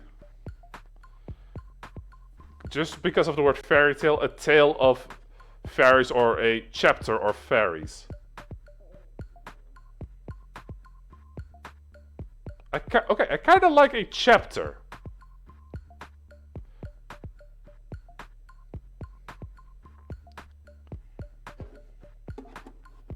Any other suggestions?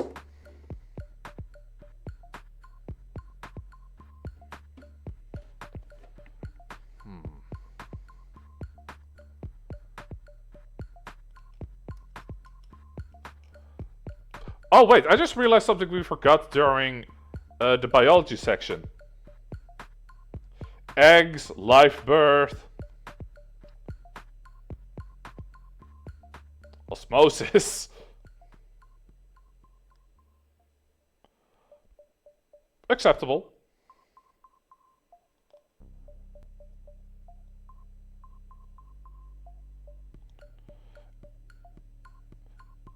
You're not willing to deal with ovipositor?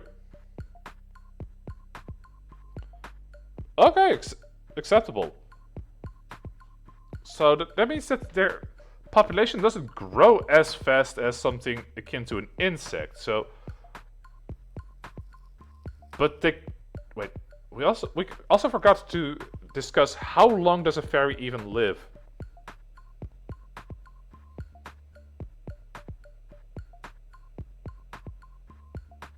I am kind of on the opposite end. I think fairies would live quite long.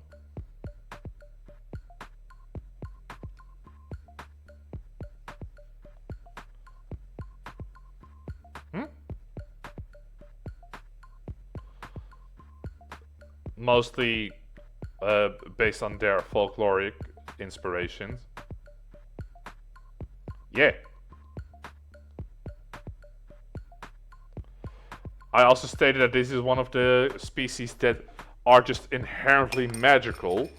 Like, we're able to kind of science away their type of magic they use based on the pheromones and such. But I really can't separate fairies from magic completely here.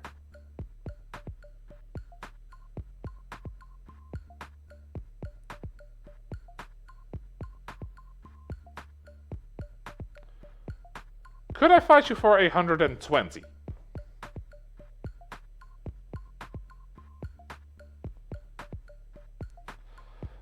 Let's see. I'm thinking. What section of the military were you part of again? Okay. Okay, firearms are off the table.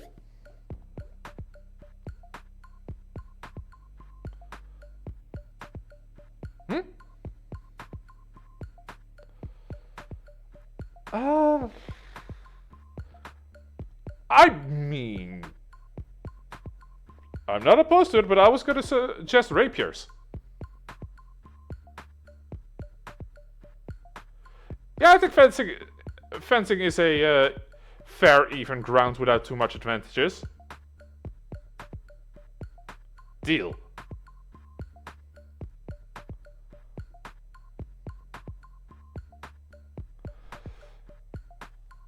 I'm gonna check if my local thrift store has a set of rapiers. Or a fencing set.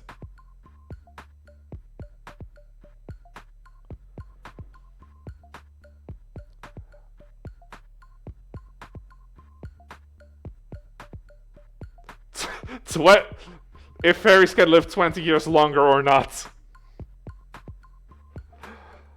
I was gonna suggest like table tennis because there's like a ping pong club right outside my door, but then I realized I suck at ping pong. But yeah, in 3 years, on guard.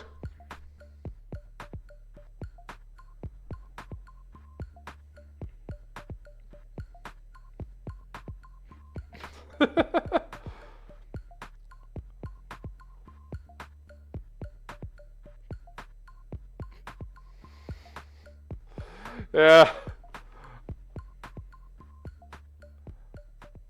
Anyways, anything else we need to bring up for the Fae?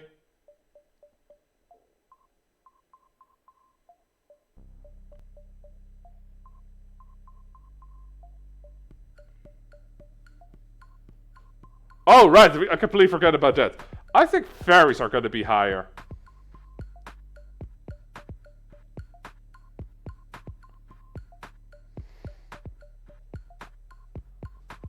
Yeah.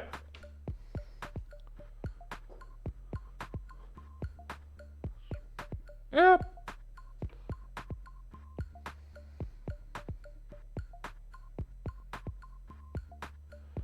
Yeah.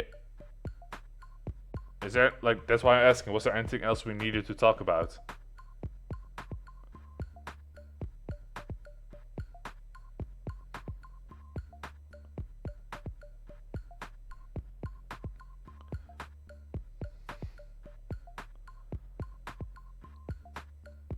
Oh, we still have a couple minutes. Yeah. I do think that's... Okay. Yeah. That is something I definitely thought we talked about in the... Yeah, I think we talked about that in the last time with fairies. That I think they would be a great symbiosis with Plant Girl specifically.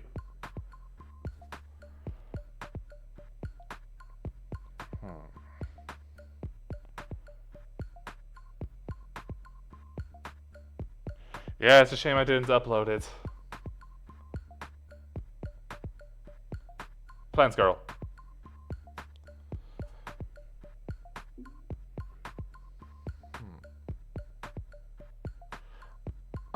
I could see them being a little bit of a competition, because both of them are small creatures that kinda...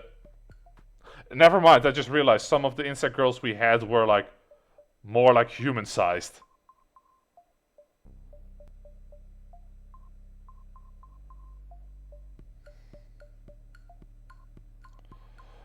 Alright.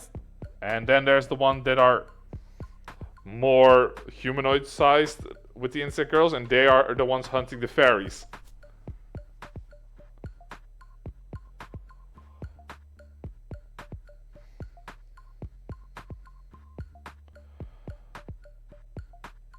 What would their role be like in like a school setting though, like Would You Wife is like there would not... What did we say that fairies were gonna be in our thing? Yeah, let's see. We had a...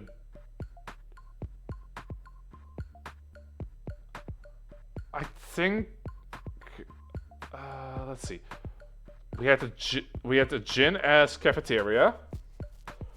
We had a centaur for sports, physical education.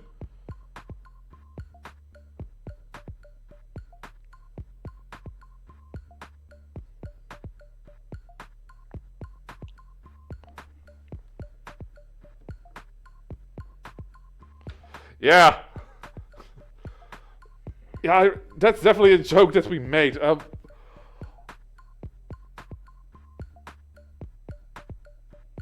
Yeah. Yeah, I did really like joke, but what class did we give them to?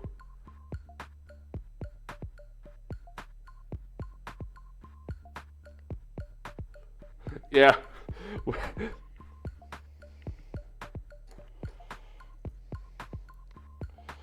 Yeah.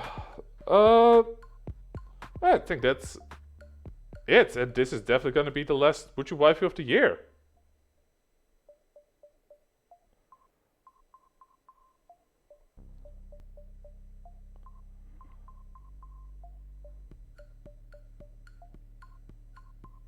Yep.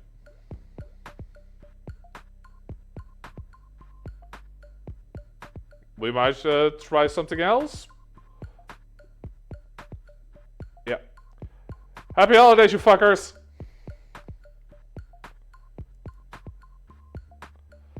Now, who do I want to raid into?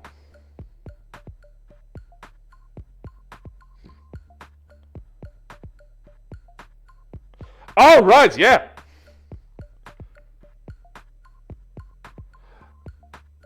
Normally, I'm the one who remembers that. Fuck.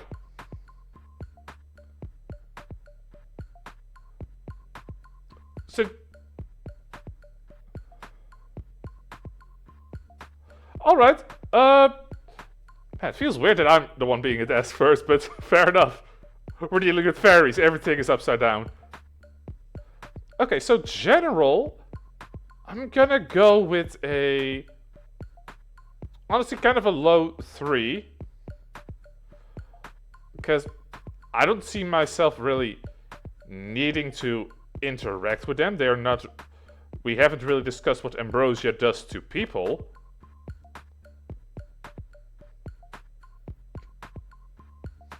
We're humans. We're curious about how things taste from other creatures.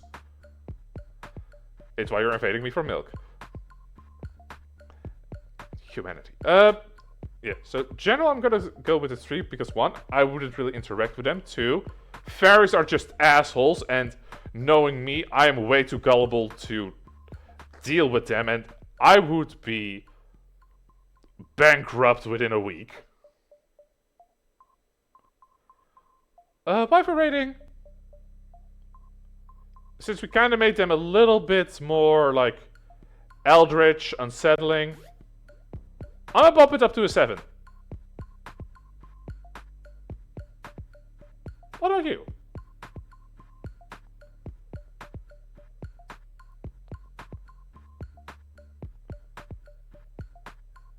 Acceptable.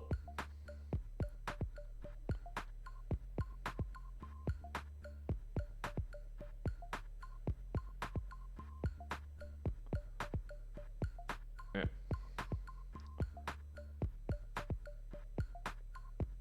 Not anymore.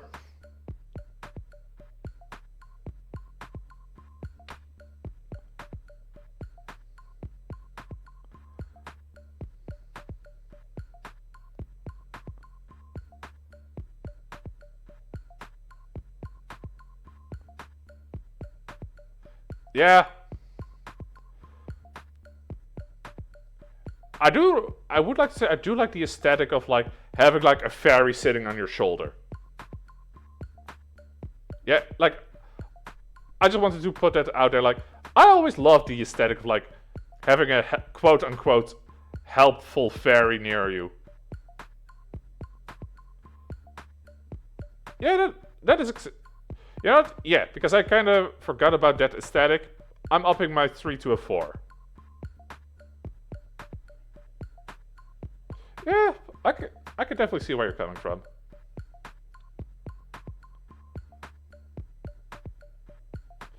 Yeah. Yeah, if you would waifu a fairy.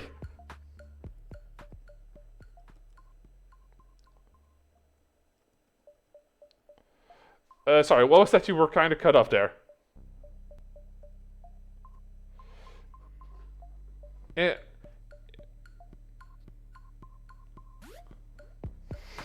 In all manners of the phrase.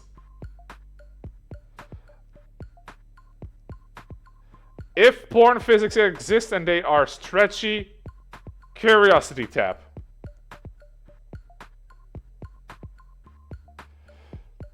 Don't talk too much because they might take your name. Oh, wait. Okay, silly question. What would you say is the top 3 of worst races to get drunk with?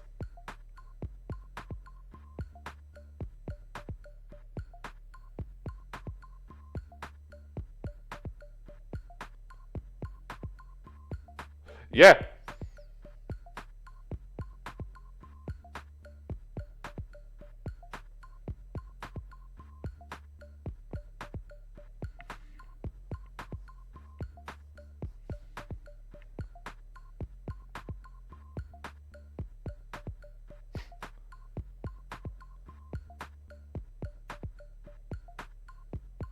Okay. So drunk you're not sure what you're drinking. Oh god, slime shots.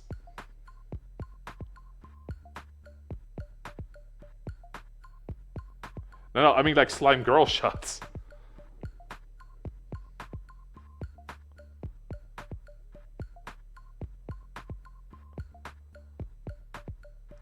Okay. I can see the logic why you would think it. But I can also... I would have gone for more like shapeshifter over mimic. Yeah.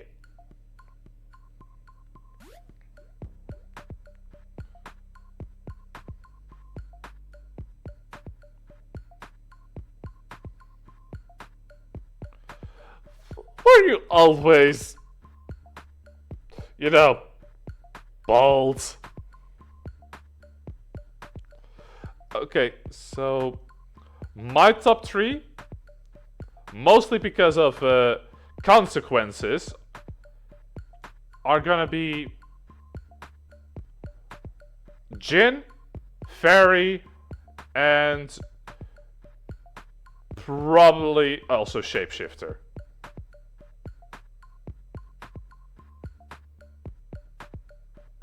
Because you have to watch your words when you're sober around the Fairy and the Jin. Imagine the consequence of the fuck did I wish for?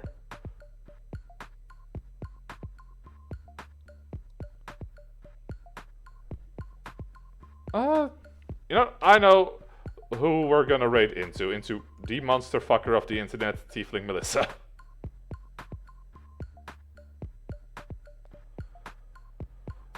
Well, thanks for dropping in, thanks for popping by. I think we've done everything we could. Bye bye.